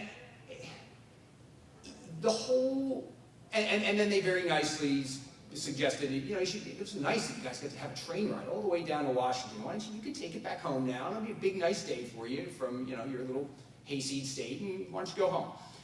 So, for days and weeks after that, the idea that the NCAA fashions itself as a supranational organization just never got out of my head. And as time went on, NCAA continued, it stood up in open court and said this stuff. It would say to a judge in Pennsylvania, we don't think you can regulate us. We're a national organization. We need to have consistency and uniformity across all 50 states because we're a national organization. And your one state shouldn't be allowed to regulate us. So we don't have to abide by your particular laws. We need to abide by something bigger. This is all going to end up somewhere, I promise. So then a really remarkable thing happened. A really, truly remarkable thing. And I thank the NCAA for doing it. The NCAA, on its own, injected the validity of the, I can't even with a straight face call an agreement, the consent decree it reached with Penn State. The NCAA made a factual averment in court that the consent decree was a binding contract, that it was entered into by mutual agreement with the parties. And the courts of Pennsylvania jumped on it. And all of a sudden, the courts of Pennsylvania turned the case into more than just about the $60 million. The courts allowed discovery into the negotiation, crafting, creation, acquiescence, all of that led to the consent decree. And that's where, in my view, things really began to unravel for the NCAA. And that's where, in my view, we really laid bare that the NCAA, for its pious talk about caring about athletes, for its, frankly, I thought, ghoulish discussion during the Jerry Sandusky case, that it was only interested in kids. And it didn't care about anything other than that, and that's why it was doing what it was doing, that the NCAA was a bully. It was an organization, in my opinion, that whatever it started out as had mutated into something that existed only for its own sake. And to perpetuate what it was doing, mostly making money, it fashioned rules as it saw fit. And through the discovery we got in the Corman case, it became manifest to us that the NCAA follows rules when convenient, makes up new rules as needed, disregards any rules if it has to or wants to. And I'll leave you with this. In some ways, and I know there are at least a couple of people in the audience who are disappointed that the case did not go to trial. It didn't. We settled. The NCAA, as you all know, freed up the $60 million that stayed in Pennsylvania, gave back all of the wins, gave back all of the scholarships. It essentially undid almost everything that it did to Penn State. There was a remarkable 11-day period in July of 2012. And there is really a story there to be told. We wanted to tell it at trial. I think there's maybe at least one book in it. I'm seeing an author next to me. But that story in that 12 days, that 11 or 12 days, is the story of how the NCAA used a really awful situation for its own purposes, how it fashioned rules for its own purposes, and how we believe, and I think we were prepared to prove based on the evidence we had from documents, from depositions, that the NCAA misled both Penn State, although Penn State bears some responsibility in this because it appeared to us that only a couple of people were kept in the know of Penn State at the time, and the NCAA executives misled their own board about what was going on with respect to Penn State. And in this really remarkable 11, 12-day period, this consent decree, which was formed out of nowhere against apparently the advice of some NCAA professionals as to whether the punishment could even be levied the way it was at all. This wholly new construct designed, we believe, to further the NCAA's long-term interests and not really to do anything with respect to Penn State, was crafted. And it is, again, it to us encapsulates what I think the NCAA is about with respect to affording basic fairness, due process, call it whatever you want, to both athletes and schools. It claims that it wants to be an organization of rules and law. It claims that it wants uniformity. It says it craves certainty. In our experience and from what we saw, it doesn't want any of those things. Because if it has those things, then it has to obey those rules all the time. And it doesn't want to obey rules all the time. It wants to do what it wants to do when it suits it. Well, thank you for that. Rick?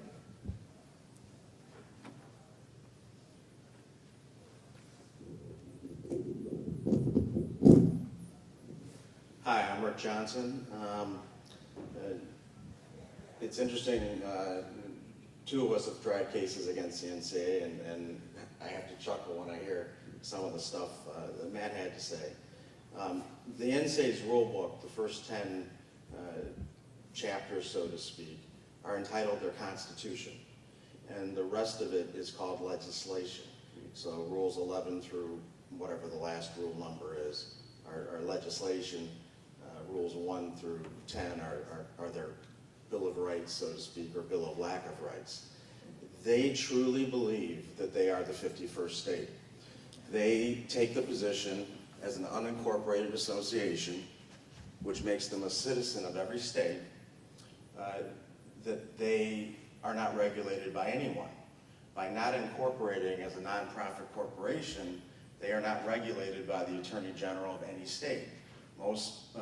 And generally you're required under the IRS regulations to have a 501c3 designation to be incorporated for precisely the reason that there is somebody designated in each state to be the watchdog of that charity.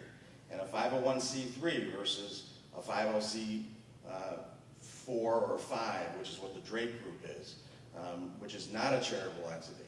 So 501c, there are 20 subclassifications for nonprofit entities. Only one of them, the subsection 3, you get a charitable deduction for. So it's an important distinction, and you have to have a charitable purpose. The NCAA's charitable purpose supposedly is protecting college athletes, except when they don't want them. But the idea of their superiority and their idea that they can't be regulated, they do it functionally by not incorporating, not regulated by any of the states, by lobbying, which is also prohibited by 501c3 organizations. They have full-time lobbyists on Capitol Hill, which should revoke their nonprofit tax standing, and they lobby Congress to stay out of their business. They then do a lot of entertaining of a lot of judges and a lot of senators and a lot of representatives and a lot of power establishment people. And if you go on their website, they have 40 corporate partners, and it's at least $1 million a year to have your little logo that you're an supporter of the NCAA. So in terms of marketing we've heard about over the last couple of days, this organization gets it. They are genius in terms of propaganda. And I've called them fascist. They resemble a fascist model. They're centrally controlled with this tentacle of 1,100 some odd members, keeping in mind there's about 2,200 four-year nonprofits. So maybe approximately about half belong to the NCAA. The other ones, for whatever reason, are too small to whatever. And Donna was talking about nonprofit. There's 5,000 higher education institutions, a couple thousand of them are for-profit institutions. So higher education in this country is not limited to a nonprofit model. The members of the NCAA are nonprofit models in theory, and then of course, as you heard, there's UBIT, which is supposed to tax your commercial revenue, and they get away from that too. So start off with the idea that nobody controls these people. Then start off with the idea that they will spend whatever it takes on every single lawsuit. So when little old me represents Andy Oliver, they brought in 2 law firms with 3 lawyers each. They had 6 lawyers sitting at the table for a year and a half. They paid over $1 million in legal fees to defend that case. And of course, you talk settlement with him, you say, let's be reasonable. Because almost everybody that deals with the NCAA on the plaintiff side is doing it for the first time. You don't expect to have the nastiness, the unprofessionalness, the sense of who the hell are you to tell us what to do. It's an experience like you have in no other lawsuit, the way these people behave and misbehave. And if you're in state court, they will tell the judge that the state court judge can't tell them what to do. If they're in federal court, they'll tell the federal judge he can't tell them what to do. But in state court, they say, and it's a sister case to the Tarkanian case, Nevada passed a statute trying to regulate due process. So in Nevada, they required the NCAA to give due process as part of the whole Tarkanian multi-decade mess. And Miller was the governor of Nevada, and so it's NCAA versus Miller. But the court, they went to the court and said, we want you to invalidate this because this is going to affect our interstate commerce in other states. And in law school, for those of you who are lawyers, there's a concept called the Dormant Commerce Clause, which is never used. It's this ancient doctrine that comes up once, every now and then in more of an academic discussion. The Ninth Circuit invalidated Nevada's legislation under the Dormant Commerce Clause that it would interfere with the NCAA's interstate commerce. Then in O'Bannon, they argued that they were not engaged in interstate commerce. The Miller case was controlling law that they were required to cite under the ethics rules. In their briefs, they didn't. I was an amicus for Andy Oliver in the O'Bannon case. I filed a brief saying this violates everything. It violates Rule 11. It violates the ethics rules. This was mandatory authority that required to be disclosed. And Seth Waxman says, well, we don't think it's controlling this way. And he's a former Solicitor General. He was embarrassed. Nobody cared. And when you read the O'Bannon opinion, nobody even mentioned that issue. But they will say they're engaged in interstate commerce when it helps them. They'll say they aren't in the same court. They will say whatever it takes to get whichever way they want to go. Within this context, the kids are not members. The universities are. Penn State has elaborate due process protections in their rule book. There are no protections for college athletes in the rule book because college athletes are not members of the NCAA. Part of their case was that what Marc Emmert did, and from my point as an outsider, is he did what either Goodell or the head of Major League Baseball does. They come in and do their, I'm king, I'm going to act in the best interest of football, basketball, baseball, whatever it is. In this case, Marc Emmert kind of assumed unilaterally the power of a national sports commissioner. He bypassed his entire enforcement mechanism, all of the processes that Penn State was entitled to, and he basically terrorized Penn State into a position where they knuckled under. And of course, that's in the context of the worst PR in the world they've ever had. So they wanted this to go away, and they were able to take advantage of that and violate the due process rights of the entity. But Penn State itself at least had due process rights. The college athletes have no rights whatsoever. When we listened to Joe talk the other night, one of the things I asked him was what he's learned about language, and I haven't asked Ben this, but language is so important. When you call these people student athletes, and I've heard it a dozen times over the last couple days, cut it out. That's a propaganda term. They're college athletes. If someone's on the dance team, they're a college dancer. Someone's on the band, they're a college band player. They're in college and they're doing something. They're not student athletes.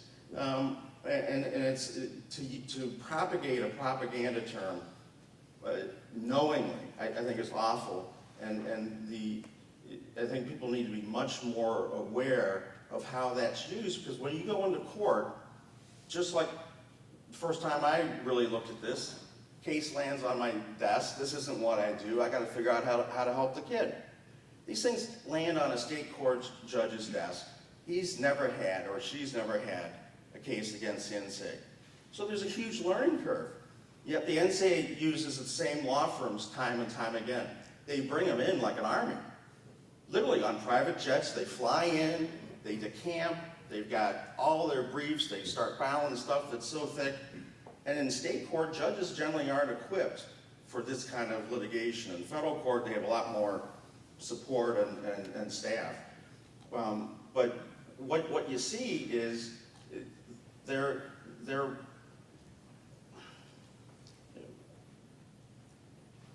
in the nuclear stuff, when we were still in the Cold War, mutually assured mass destruction, they're not mutually assured. They just do the one way. So imagine a world where only Russia can nuke us. They send like 20 ICBMs at you, just trying to kill you because you want a hearing. The Darkanian case that Ben talked about, it's an old case.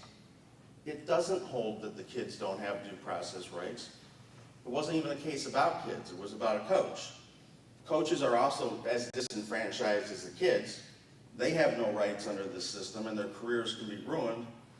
But what the case said in that situation was because Nevada was aligned with the coach, not with the NCAA, that in that case it wasn't a state actor. But what the NCAA does is that they will disingenuously say 1,000 times, this case held this. And after they say it 1,000 times, people start believing it.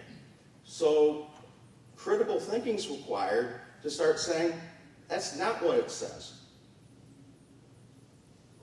The Second Circuit has held that's not what it says. It's the only court that's actually addressed it so far.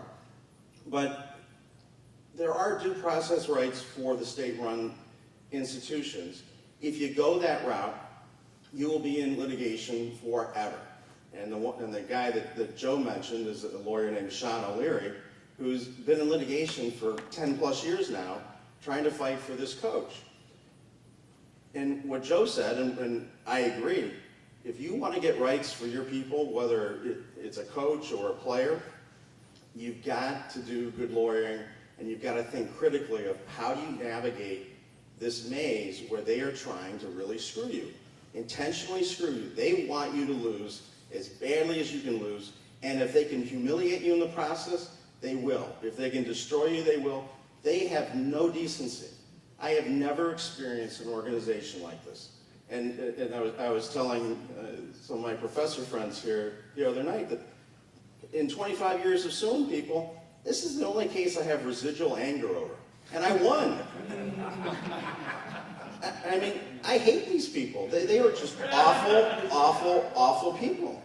There is no redeeming value to this. So when I listen to this hypocrisy of, let's give them an antitrust exemption, how about they have, if they really believed what they wanted to believe, their first thing would be, we need to get rid of the NCAA. If they want to have some intellectual honesty about it, let's get rid of the NCAA, and then let's talk about how we're going to regulate national college athletics. That would be an honest conversation. So, but there's a case out west, McNair is suing for libel and slander.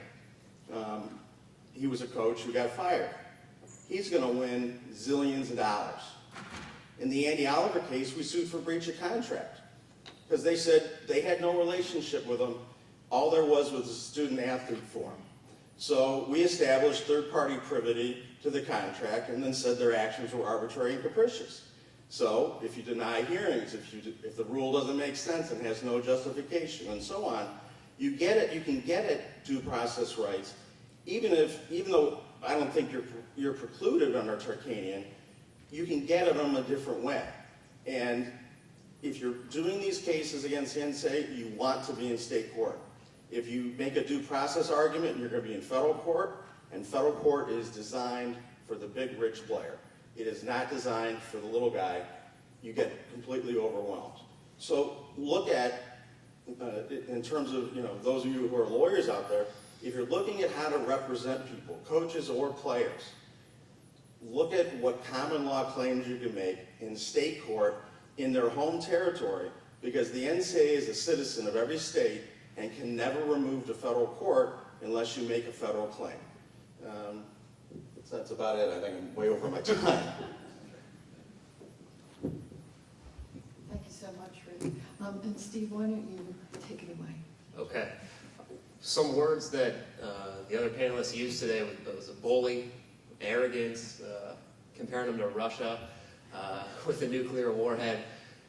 What I want to do is tie that all together, but talk about 50 mini NCAAs, because the NCAA is the model for 50 high school athletic associations who basically, if you go and they have them on their websites, if you look up their constitutions and their bylaws, are almost word for word what the NCAA has. The NCAA sets the model. It sets the tone. It sets the attitude for what impacts parents and kids in every state. Many more millions than there are athletes in the NCAA. Those same attitudes, that same arrogance, that same we're above the law, it trickles down. And so my experience with the PIAA occurred just a few blocks away at the Penn Relays. And it's nice to be at Drexel because I don't think Penn will ever invite me to speak on their campus after our lawsuit. But what I want to tell you about is a kid, his name's Michael O'Hara from Jamaica. And he's one of the top high school runners in the world. And he had just won 3 gold medals at the Jamaican National Track Championships. And when he wins his 4th, in an act of exuberance, he rips open his track uniform and he has a shirt underneath. And the shirt says, "Be extraordinary." Now in Jamaica, "Be extraordinary" is like "just do it" for Nike or "protect this house" for Under Armour. And "Be extraordinary" was a tagline that a company called Digicel promoted for the 2012 Olympics. Usain Bolt was their face of this campaign. And the kids, like they often do with a celebrity, picked that up. Michael, be extraordinary. That was a motto for the school. The coaches said it in the locker rooms. Well, the complicating factor is that Digicel would be, let's say, like Verizon, and Michael was running at a meet that was sponsored by AT&T. It's called Lime. And they weren't too happy that the top kid in the whole country just did that. So it makes news in Jamaica. The PIAA sees a news story, an online blog post, that Michael did this. They don't call him. They don't call his parents, his coaches, nothing. They issue a press release 1 week before the Penn Relays and says, Michael's not an amateur. He was probably paid for that, and he can't run. And for those of you who aren't familiar with track, Penn Relays is one of the biggest amateur competitions in the world. It's broadcast on NBC here. They sell out Franklin Field. It's a major deal. And for somebody who has Olympic aspirations, being there is a once-in-a-lifetime opportunity. So this case landed on my desk through a connection. He calls Friday, it's I think 6 p.m. From London, and says, you got to call this Jamaican phone number because next Friday Michael needs to run, figure out how to make it happen. And so exactly what Rick just said, which is, let's get in state court. Because what I figured out was, well, wait a second, they didn't investigate, and they didn't even give him a hearing. Their bylaws say he's entitled to a hearing. And that's what we're talking about with due process. At its most fundamental level, it's notice in a hearing. So you've got to be provided notice of what you did wrong, and then a hearing to confront that and present the evidence, and they didn't do that. And so I kept it in state court because Pennsylvania courts have held that Article 1, Section 1 of the state constitution is essentially equivalent to the due process clause of the 14th Amendment. And I had a bet, and I was right, that Philadelphia judges understood the importance of the pen relays and would sort this out. So, of course, the first thing we do, and every other attorney here has talked about, which is, hey, let's resolve this. I mean, call them up first thing Monday morning. No, we don't want to talk to you. He doesn't get a hearing. We know that Digicel paid him. Well, how do you know that? Well, we talked to a reporter in Jamaica, and they told us that he has a contract. Okay, well, did you ask for the contract? No. Well, turns out there is a contract, and how about you read it? I got it, I sent it to them. The contract doesn't go into effect for either party until after he's no longer an amateur, after he graduates high school. He's not going to the NCAA school, fortunately. How about you read it? We don't need to read it. It's all we need. We have a term in our bylaws that says, if you accept X, Y, Z, and other consideration, that's good enough for us. So they refused to give me a hearing. I had to sue the PIAA, the Pennsylvania Interscholastic Athletic Association, and the trustees of the University of Pennsylvania, and Penn Relays, and they all hire law firms. And so here's me, and there's 3 attorneys on their side, and they come into court, and they tell a judge in state court, the evidence is so overwhelming that we don't have to give him a hearing. Well, the PIAA, unlike the NCAA, is a state actor. Okay, that's the key difference in anyone who comes across an athlete who's having a problem or a coach who's having a problem. These state athletic associations are state actors. They won't admit it, but they are. So I knew that the judge was a former criminal court judge and said, Your Honor, that's like the DA coming in, because it's the state saying, in our mind, the evidence is so overwhelming, we don't need a trial. So we should close the Criminal Justice Center. And that's what I said. So just close the Criminal Justice Center. That's what they're saying. And of course, she made it clear that they needed to give him a hearing. We had a hearing in what is similar to what the NCAA does. You know, it was kangaroo court, 5-0, Michael cannot run. We don't care that the language of the contract is not binding. It's a promise of future consideration. I said, well, every kid who's signing a national letter of intent is getting a promise of future consideration. They're now getting a promise to get stipends, full cost of attendance. They know that if they make a Final Four or a bowl game, the schools are going to send their parents there. That's a promise of a future benefit. So isn't everyone ineligible? Well, these organizations don't like to engage in that sort of academic thought. So we lost. And mind you, I've been bringing Michael to court in the hearings. He's here. They flew him to Philadelphia with his high school team. It's his last race. And he hadn't been training. And I said, look, you got to come with me in the morning because I want an adult to look an 18-year-old, or maybe he was 17 at the time, in the eyes and tell you can't run because you didn't do anything wrong, and they won't even acknowledge the evidence that, would free you. So we went, and the minute before the judge took the bench, hey, let's settle, let's work this out. And so we did reach an agreement, and he was able to run. And not only did he run, but he set a Penn Relays record, beating Division I athletes as well. So it made headlines new there, but that's the audacity that these organizations have, which is we don't even have to tell you really why we're suspending you, and we don't have to give you a hearing to hear your evidence. It's good enough in our minds, and I think the problem is that a lot of people don't know their rights. And they even had the audacity in court to say that Michael wasn't owed due process rights because he's from Jamaica. Because that somehow not being an American wouldn't give him the rights. Well, he's competing on, he's lining up on a starting line with other Pennsylvania, New York, California athletes. So one set of rules applies to them, but not him.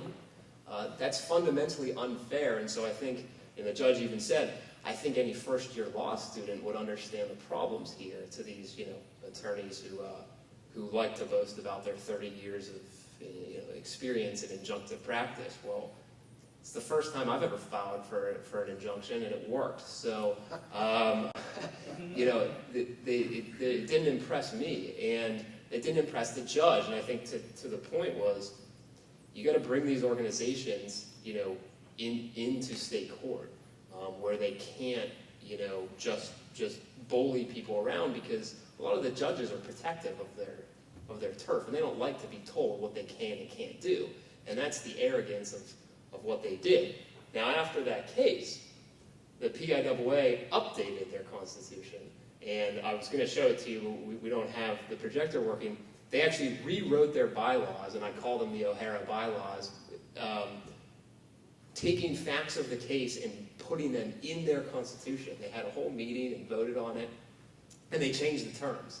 It still doesn't get around they owe their athletes due process, but they've tried to head off another case like that by saying, if you receive XYZ, money, prizes, goods, consideration, or you sign an agreement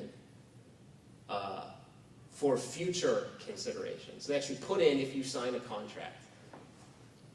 And I think they're going to have problems the next time something like this comes up, because every kid that's going to play Division I athletics is signing, although they won't call it a contract, but they're signing something that promises them consideration in the future. So it doesn't get them out of this. And really, had they just given them a hearing to begin with, we might have never ended up in court, and they might have gotten their way.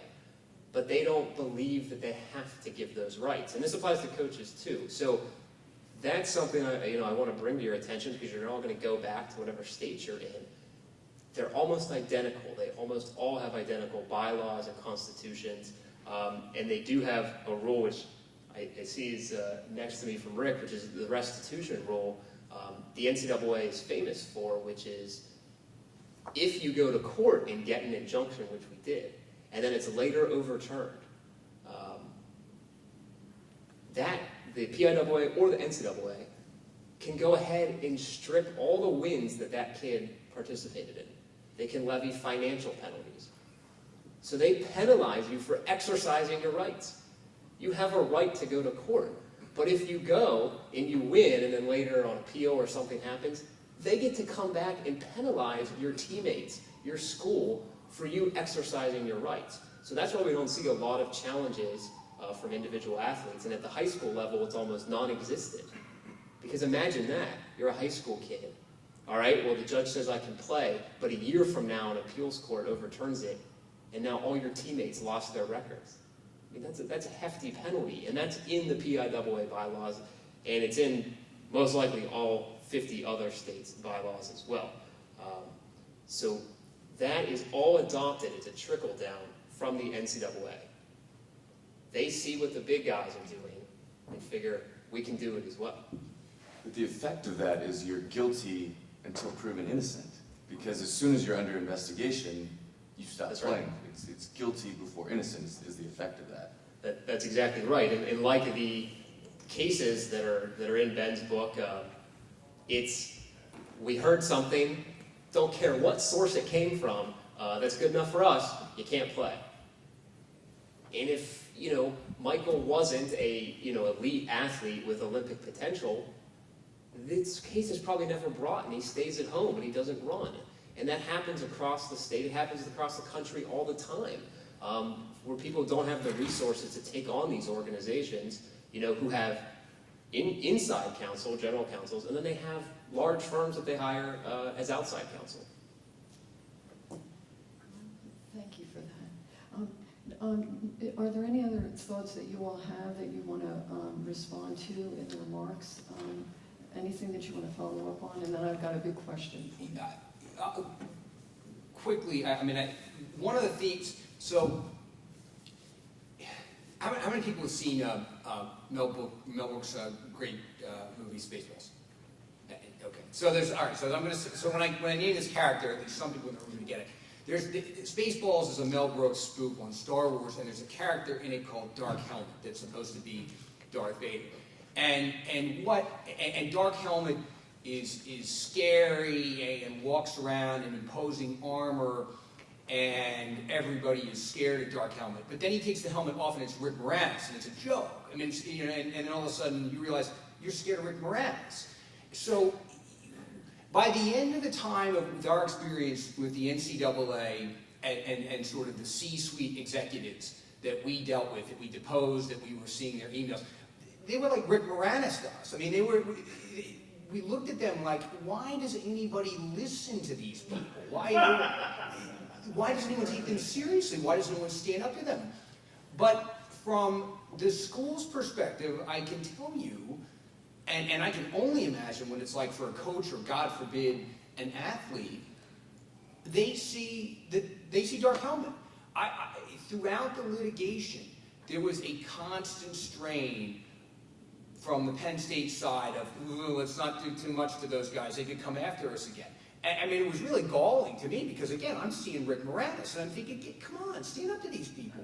But if you're a school, or as an athlete, and you're not getting treated fairly, and you're not getting rules that you can rely on, you're getting arbitrary and capricious behavior, you're getting vindictive behavior, you're getting outcome-oriented prosecutions, and the NCAA, make no mistake, thinks of itself, I believe, as a quasi-criminal justice operation, then I kind of understand why, from their position, they see Dark Helmet.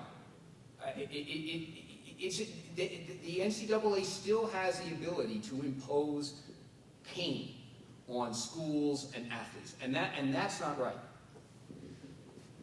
And they are vengeful. So when Andy Oliver won his trial, he had a TRO, but we actually had a full trial, got a permanent injunction, and the NCAA pressured the president of Oklahoma State University not to follow the injunction and not to play him. And when he did, 6 or 8 months later, he got dragged to Indianapolis on another case where he had to basically go on his hands and knees and beg. And that was a public humiliation reported nationally. Basically a shout out to all the other college and university presidents. Don't screw with us because we're going to screw with you. They have a long memory and they are vengeful. The other thing you guys need to understand at the college level is the schools, they implemented this in 1975 because the NCAA was getting sued all the time. They used to suspend kids. Now they make the institutions, the universities and colleges suspend them, but only the NCAA can reinstate them. There are no charges made, there's no hearing, you're suspended. Then the school says, I can't do anything about it because only the NCAA can reinstate you. And the punishments are imposed as a condition for reinstatement, not the way it would normally be. We're going to suspend you as punishment for doing A, B, and C. They presume you've done all these things. So when I had their VPs on the witness stand, I asked them, I said, how many times have you determined that the suspension was without basis in fact and reinstated the student with an apology? Never. Their system has a 0 error rate according to them. They have never been wrong in the tens of thousands of times that they have suspended and reinstated kids. They have never found an error. No one is, and we all know in any system, if you claim a 0 error rate, that's statistically impossible. And they don't have a process. When you're looking at reinstatement, I met the reinstatement person. It was amazing. Most of the executives at the NCAA are vastly overweight for an organization that's supposed to be regulating athletics. These are the most unfit people you've ever seen. And they sit in cubicles, most of them. There's a few fancy executives that make a lot of money. Most of them are bureaucrats, live in cubicles. They hate the kids for some reason. They're angry. And, you know, the judge would think, well, student-athlete reinstatement process. That would give you an idea there's a process. It's a woman sitting in a cubicle. There's no process, there's no anything. It's her. Who did you talk to? Nobody. Does anybody review your work? No. I mean, so you have to really find out. because they use these names that would imply that there is some process going on. Internally, they have no process, no standards, nothing. I mean, it was astonishing. And there was a funny part in our case where they admitted, there were 3 or 4 of their VPs who testified, and the head of, it was a faculty member, the head of their, whatever they call it now, they keep changing names, but their highest level faculty representative review board that makes the final decisions on all these penalties and stuff. I asked her whether or not Oklahoma State had fallen down on their duty to educate Andy Oliver as to what the rules were, because they hadn't educated him at all, and they were supposed to. They said, yeah, Oklahoma State's at fault. Did you punish Oklahoma State? No. Was Andy's high school coach at fault because he didn't educate Andy about what the rules were, before he went to, that would apply to him in high school, even though he wasn't yet a member of the NCAA? No. Is that person at fault? Yeah. And so on. And I said, was Andy at fault? No, he just got stuck. And I said, who'd you punish? Andy. And I said, and they also admitted that the NCAA itself was at fault because as part of the what do they call it then, the registration service they had. Does anybody know the name of it? Clearinghouse. Okay. At the Eligibility Center. At that time, it was a wholly owned for-profit subsidiary of the nonprofit NCAA at the time of our lawsuit. They have since reabsorbed it as a nonprofit portion. They got rid of it. But it used to be the schools made the decisions, then the NCAA decided they could make money on it, and they set it up as a for-profit thing because they didn't want to get criticized about it. But they were making hundreds of millions of dollars a year on these registration fees. But that eligibility center had an obligation to educate the kids as well. So this faculty person is testifying that the NCAA breached its obligation. So we had the NCAA, its member Oklahoma State, and the high school all breaching their duties to, at the violation at the time, the kid was 17 years old. And his violation was having a lawyer in the room when he got drafted by the Twins. So the presence of a lawyer made him an agent, which made him the devil, which made him permanent ineligibility. So she admitted, I asked her, was Andy Oliver a victim of your process? Answer, yes. And I said, the only person you punished was the victim, correct? Answer, yes. The judge nearly fell off the chair. But and you look at, you got trial tables that are about, not as big as this, but one on each side, and, their side is filled with lawyers. Not one of them even has a look of shame on their face. No one's embarrassed. Everybody who's a normal person is sitting in that room going, how the hell can this happen? And the suits are sitting there going, who cares about him? They really don't have a moral compass, and it starts top down. But that building needs to be blown up. Oh, on that happy note.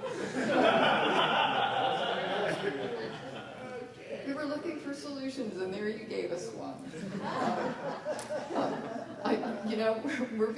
We're about almost at 11:30, and I really wanted to hear your thoughts about based on your experience and your thinking about these things. Do you have thoughts about what needs to be done, short of blowing things up? What needs to be done in terms of change that would be substantive change? And we know that the NCAA has lost these due process cases, and yet we're still talking about these issues, right?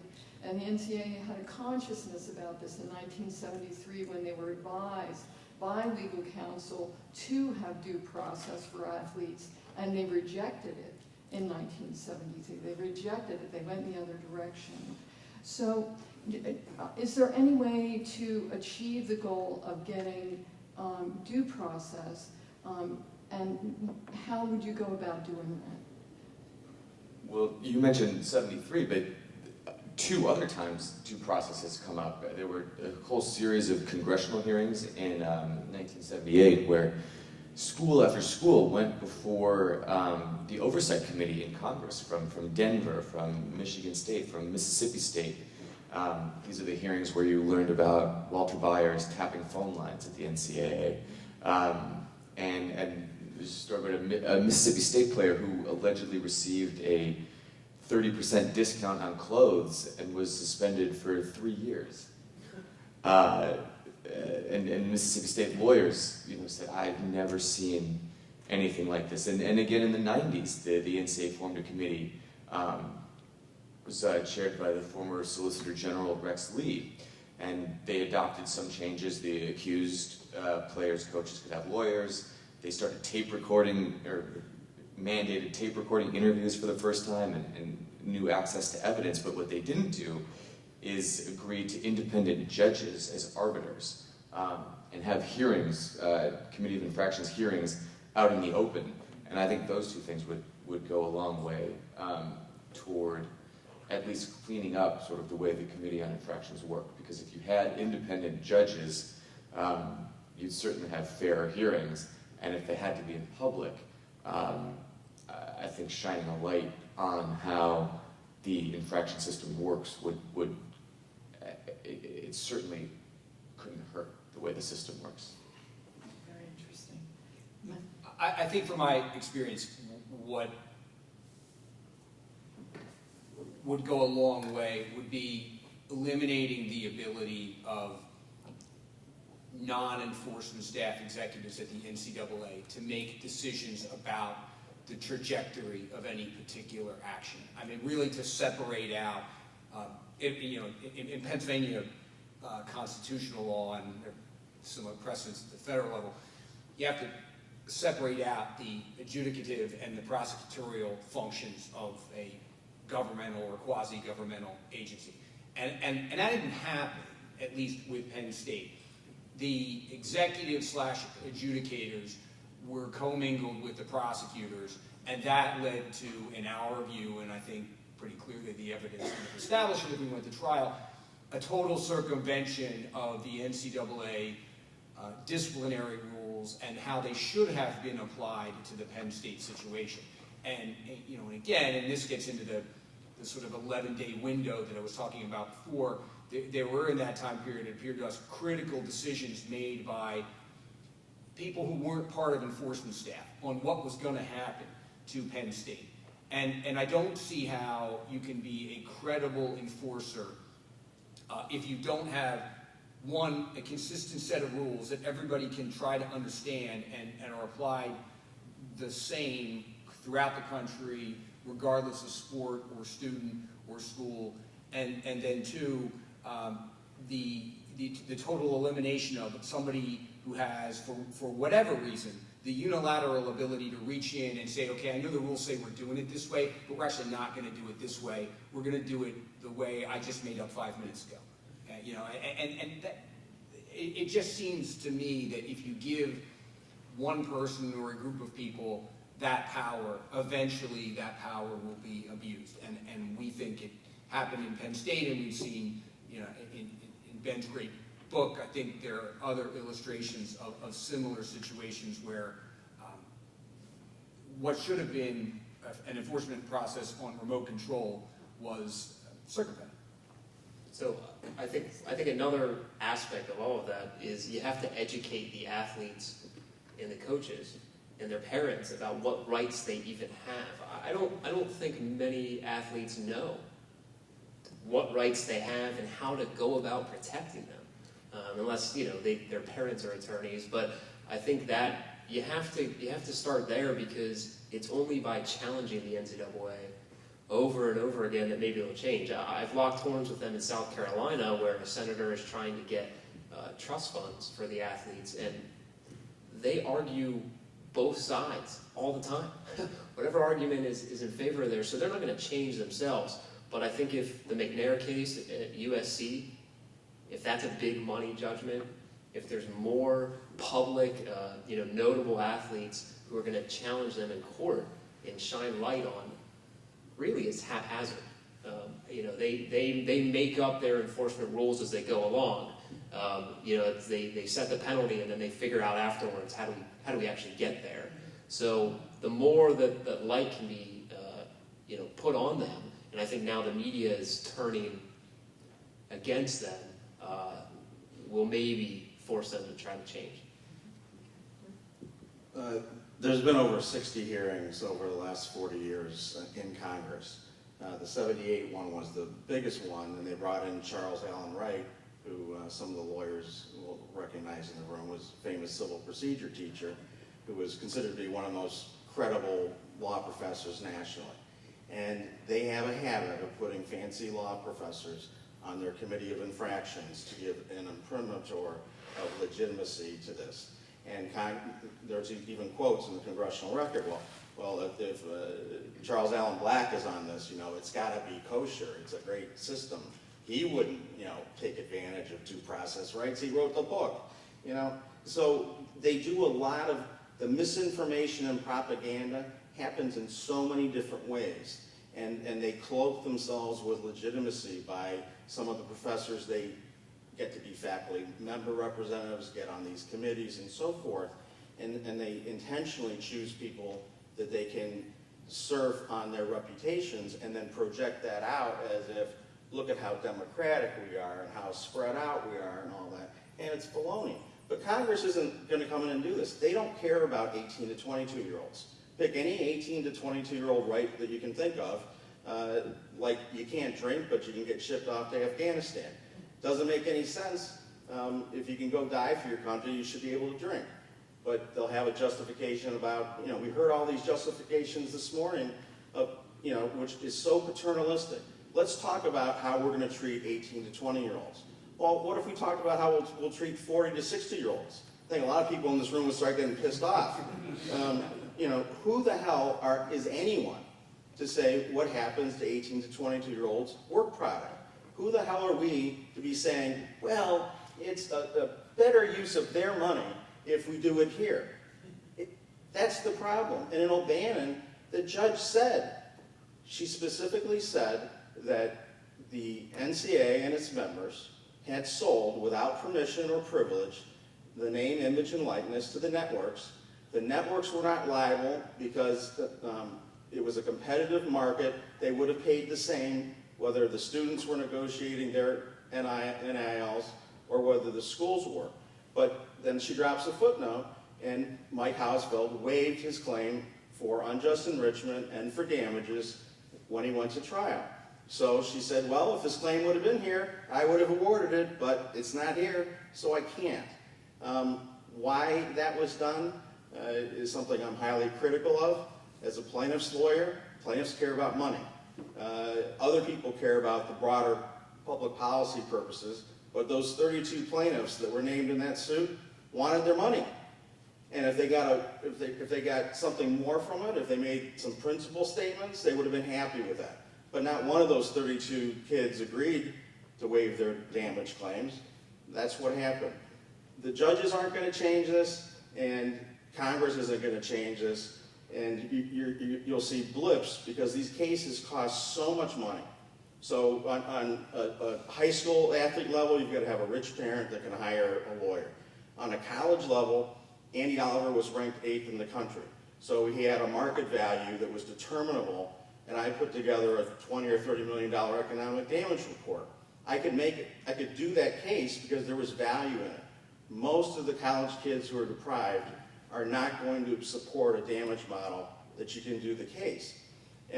But in terms of how you convince people to care, don't focus so much on the 10,000 kids plus or minus who are in the Power 5 conference and should probably be paid.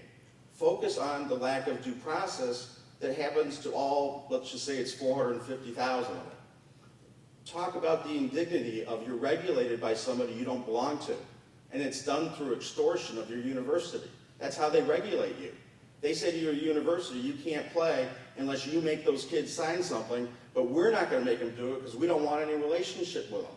Think about, that's legalized extortion. How can a university agree to that? You would think they'd be ashamed to agree to it. But this stuff is not going to change by single lawsuits. It's not going to change by Congress because they don't care. I think it'll change if the Power 5 conference autonomy continues and the money leaves the NCAA. When that happens, and the NCAA is left with this huge bureaucracy to cover 1,100 plus schools minus 65, and they're left with all the problems and hardly any of the revenue left, then things will change. I think that will be the single most important thing, and the autonomy for the Power 5 is the first thing out. And within that context, Dr. Edwards, said sooner or later these kids are going to say we aren't going to play. The Final Four, if one team said they're not playing, they're going to jet in the fifth team, and that'll be a nothing. It's really got to be all four teams get together and shuts it down for there to be a change from a bottom up. But from a conference level, the Power 5 conferences want to start paying the kids. They want to start basically professionalizing further, and that's going to drive them out of there. And that is going to be the death of the NCAA because of the money. That's the majority of the money in the system.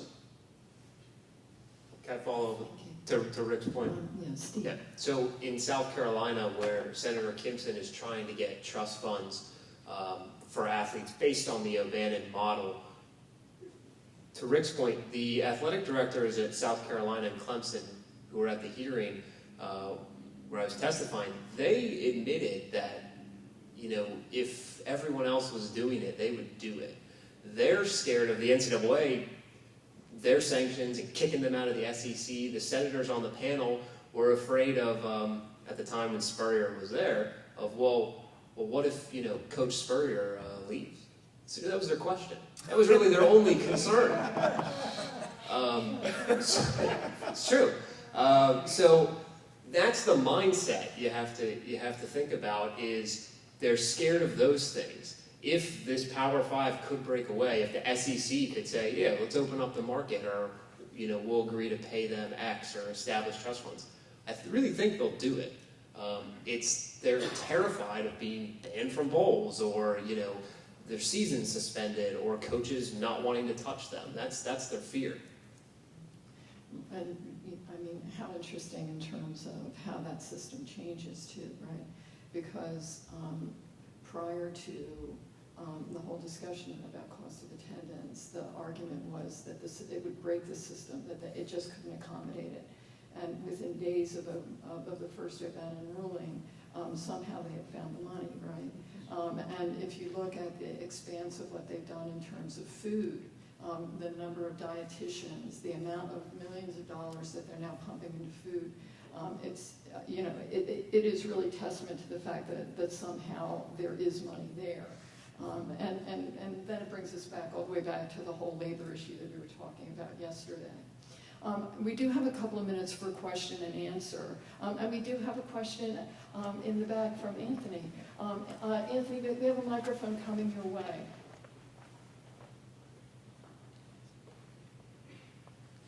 Hi, my name is Anthony Lebrano. I'm a trustee at Penn State.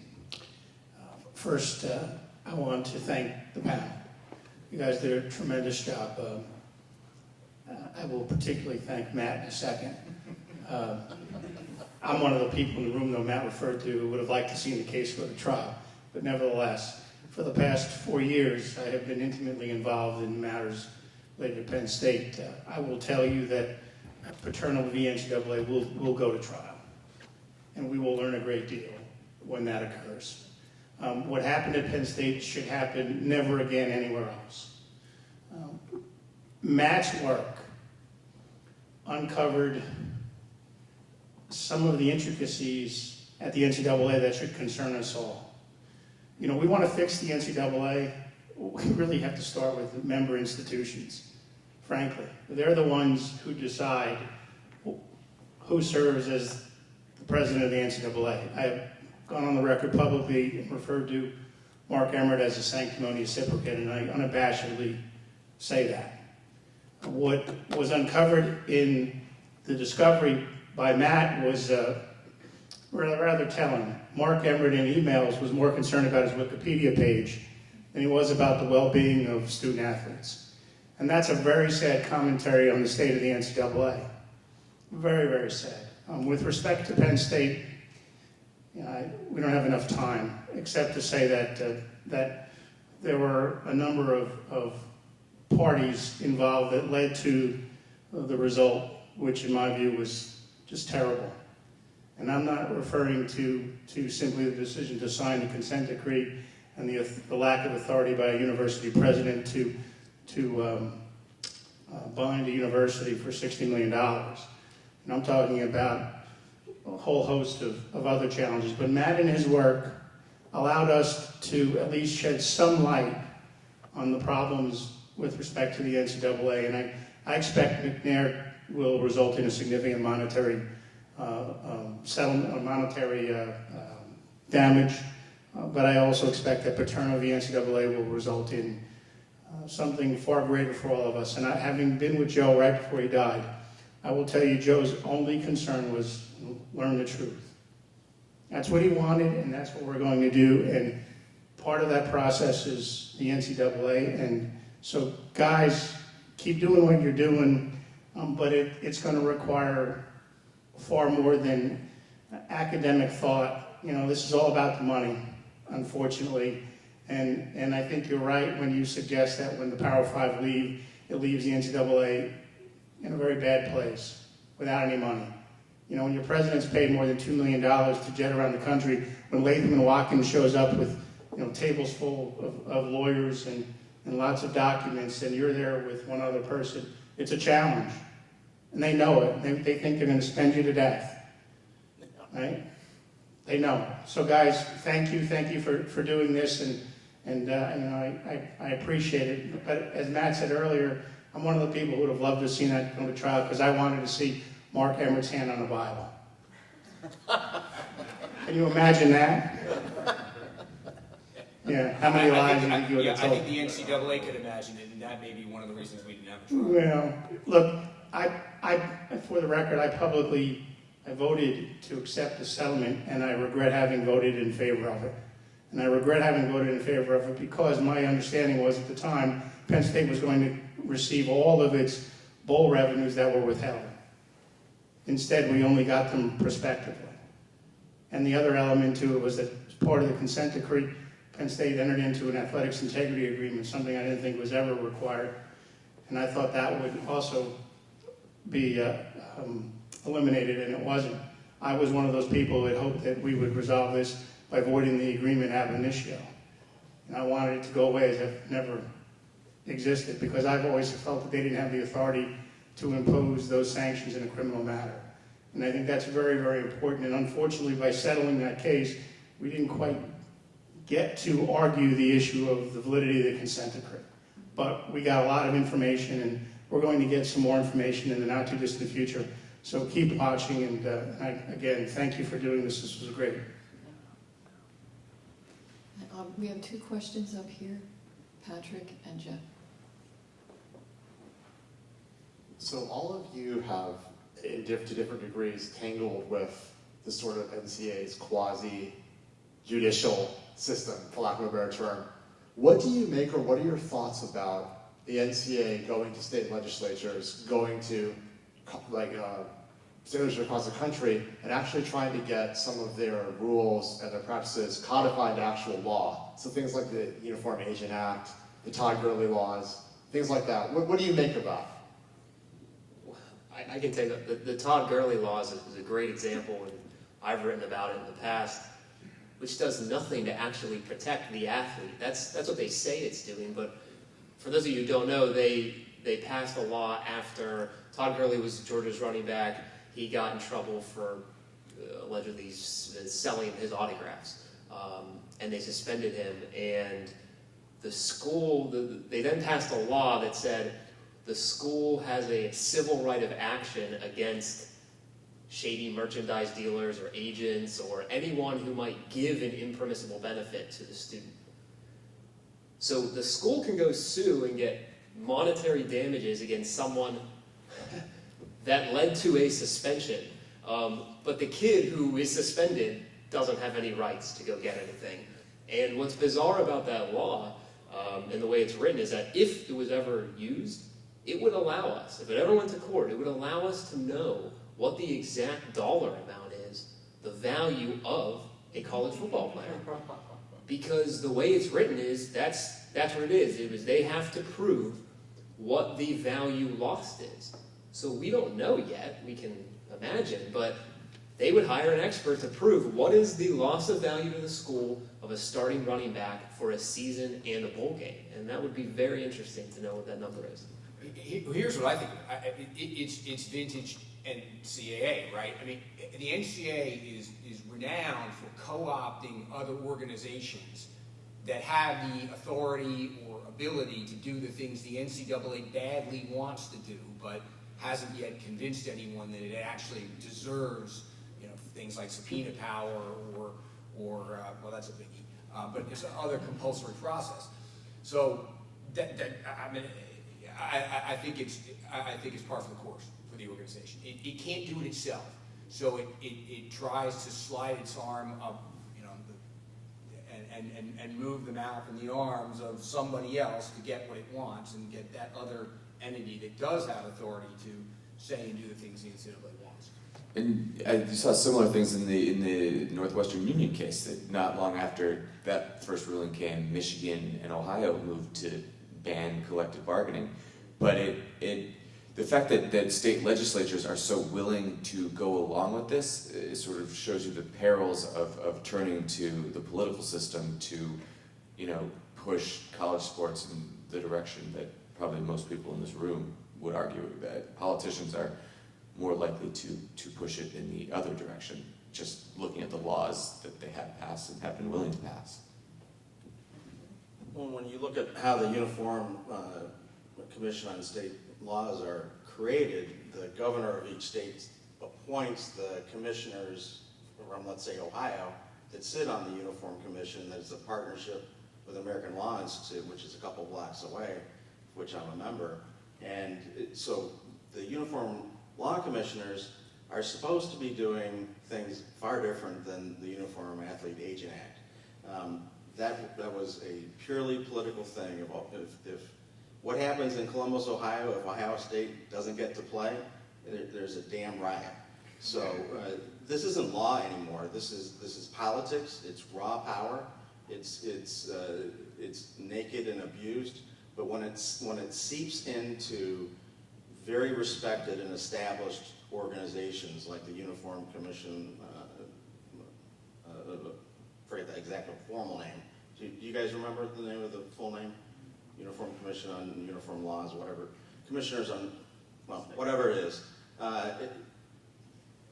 They've done hundreds of laws that have done hundreds of, like the Uniform Commercial Code is part of their project. They've done so much good work that actually matters to interstate commerce, that we deal with every day. And then for this to be snuck in on a political agenda where it was fast-tracked, there was almost no debate about it, there was no hearings, there was no testimony from opposing views. That is not how they work. So to co-opt that organization goes to attacking the credibility of some of our basic legal institutions. That's as bad as corrupting the Judicial Conference of the USA or something like that. You're talking about real corruption, and they do it. They do it through all the private jets that take all the fancy people to the bowl games, none of which is accounted for anywhere. You can't look it up, and they do it in 100 different ways. But there is a lot of corruption that feeds this trough. And when you look at how big the trough is, $10 billion of sports money in D1, $6 billion of that is FBS, and about $4.5 billion of that is the Power Five. When you look at those dynamics and where the money is centralized, you see where the power is centralized, and that's also why I feel so strongly that that's the tipping point. The Power Five, if you can get them out of the NCAA becomes meaningless. I was going to ask just kind of the flip side on the state issue, and maybe Stephen and Matt, you might have more of a sense of this, but if, say, in South Carolina, the state was going to move ahead on something like these trust funds, and then, like you said, they're afraid of, will the NCAA take action? At that point, would the Attorney General, would you have it no longer be a smaller scale plaintiff, but the Attorney General of the state taking on the NCAA? And I agree with Rick, I think you're right, like it's the money, that's going to be the deciding thing, but does the format, or does the battle look different at that level when it's a state? Well, look, it would, I believe, at least in Pennsylvania, because we really got mileage in the Corman suit when our state's legislature passed legislation that required any significant fine imposed by an organization like the NCAA to be remitted to Pennsylvania. And that was really the fight. And NCAA went to federal court in Pennsylvania and it litigated and lost that issue, I think, a total of 4 times, once in federal court, I think 2 or 3 times in state court. So at least in Pennsylvania, there is a precedent that, notwithstanding the NCAA's view that it cannot be regulated at the state level, that in fact it is subject to state and individual states' law. And if they tried out the dormant commerce clause argument, they tried out the contracts clause argument, but those were unavailing for them. So yeah, I think there are opportunities for individual states to regulate the NCAA. So the slight difference is that in South Carolina, we're talking about the athletes. And there's no incentive for these lawmakers to protect their athletes. And that was the very first question once we got done talking about Coach Spurrier was, well, isn't this going to lead to litigation? And I said, well, when you're pushing new rights, because I view this as a rights issue, a civil rights issue, that, yeah, it probably will. Somebody has to take the stand. And they were so fearful of that as to why would we do that? Well, somebody's going to do it, and that's going to be the model. And if you ever did get a state legislature to say, you know what, our citizens, our teenage and our young adult citizens deserve this, and we're going to fight the NCAA, I think it could change the game, but I'm not sure anyone will ever do that. And their other concern was, aren't we going to get sued? Isn't the NCAA going to sue us for passing the law? Which is astounding. This is a group of 12 senators. State senators were elected, that their fear was that the NCAA would come after them. They're the law. And so that tells you a lot about the dynamics.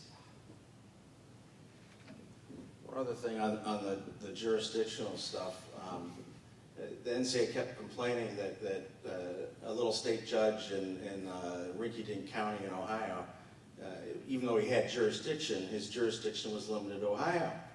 And I said, no, Andy Oliver has standing to bring the Declaratory Judgment Act, and we had 2 of their bylaws invalidated. And I said, if you've got a wife beater and you have a state 100 feet away from her order, and they go to Florida and he violates it, he's still in contempt of court in Ohio, even though he did it in Florida. I said, once you have subject matter and personal jurisdiction, you have control over the NCAA in the entire world, wherever they go. And that's what the judge wrote, and they hit the ceiling. But it's true. They will argue that you can't, that it will create a mess because an Ohio judgment stops at Ohio's borders, which is bullshit. It's absolutely bullshit. And I use the domestic violence protection order example. I said, we know empirically this is wrong. This is as wrong as it could be. The only question is, do you have personal jurisdiction and subject matter jurisdiction? And what's so much fun about this little nuance, is that by remaining as an unincorporated association, refusing to incorporate, which is their refusal to be regulated by one state's attorney general, pick whichever state they incorporate in. Their refusal to do that opens them up to being subject to every state court's service, as long as you're only bringing a state law claim. So they are, because they're a citizen of every state, they can never remove on diversity. Never. They can remove on federal question, which is why you try never to bring a federal question case. And and in state court, they by and large lose. In federal court, they by and large win. Well, my friends, it is exactly noon on Saturday, March 26th. And so with this, we're going to bring the program to a close. I want to thank our panelists, please.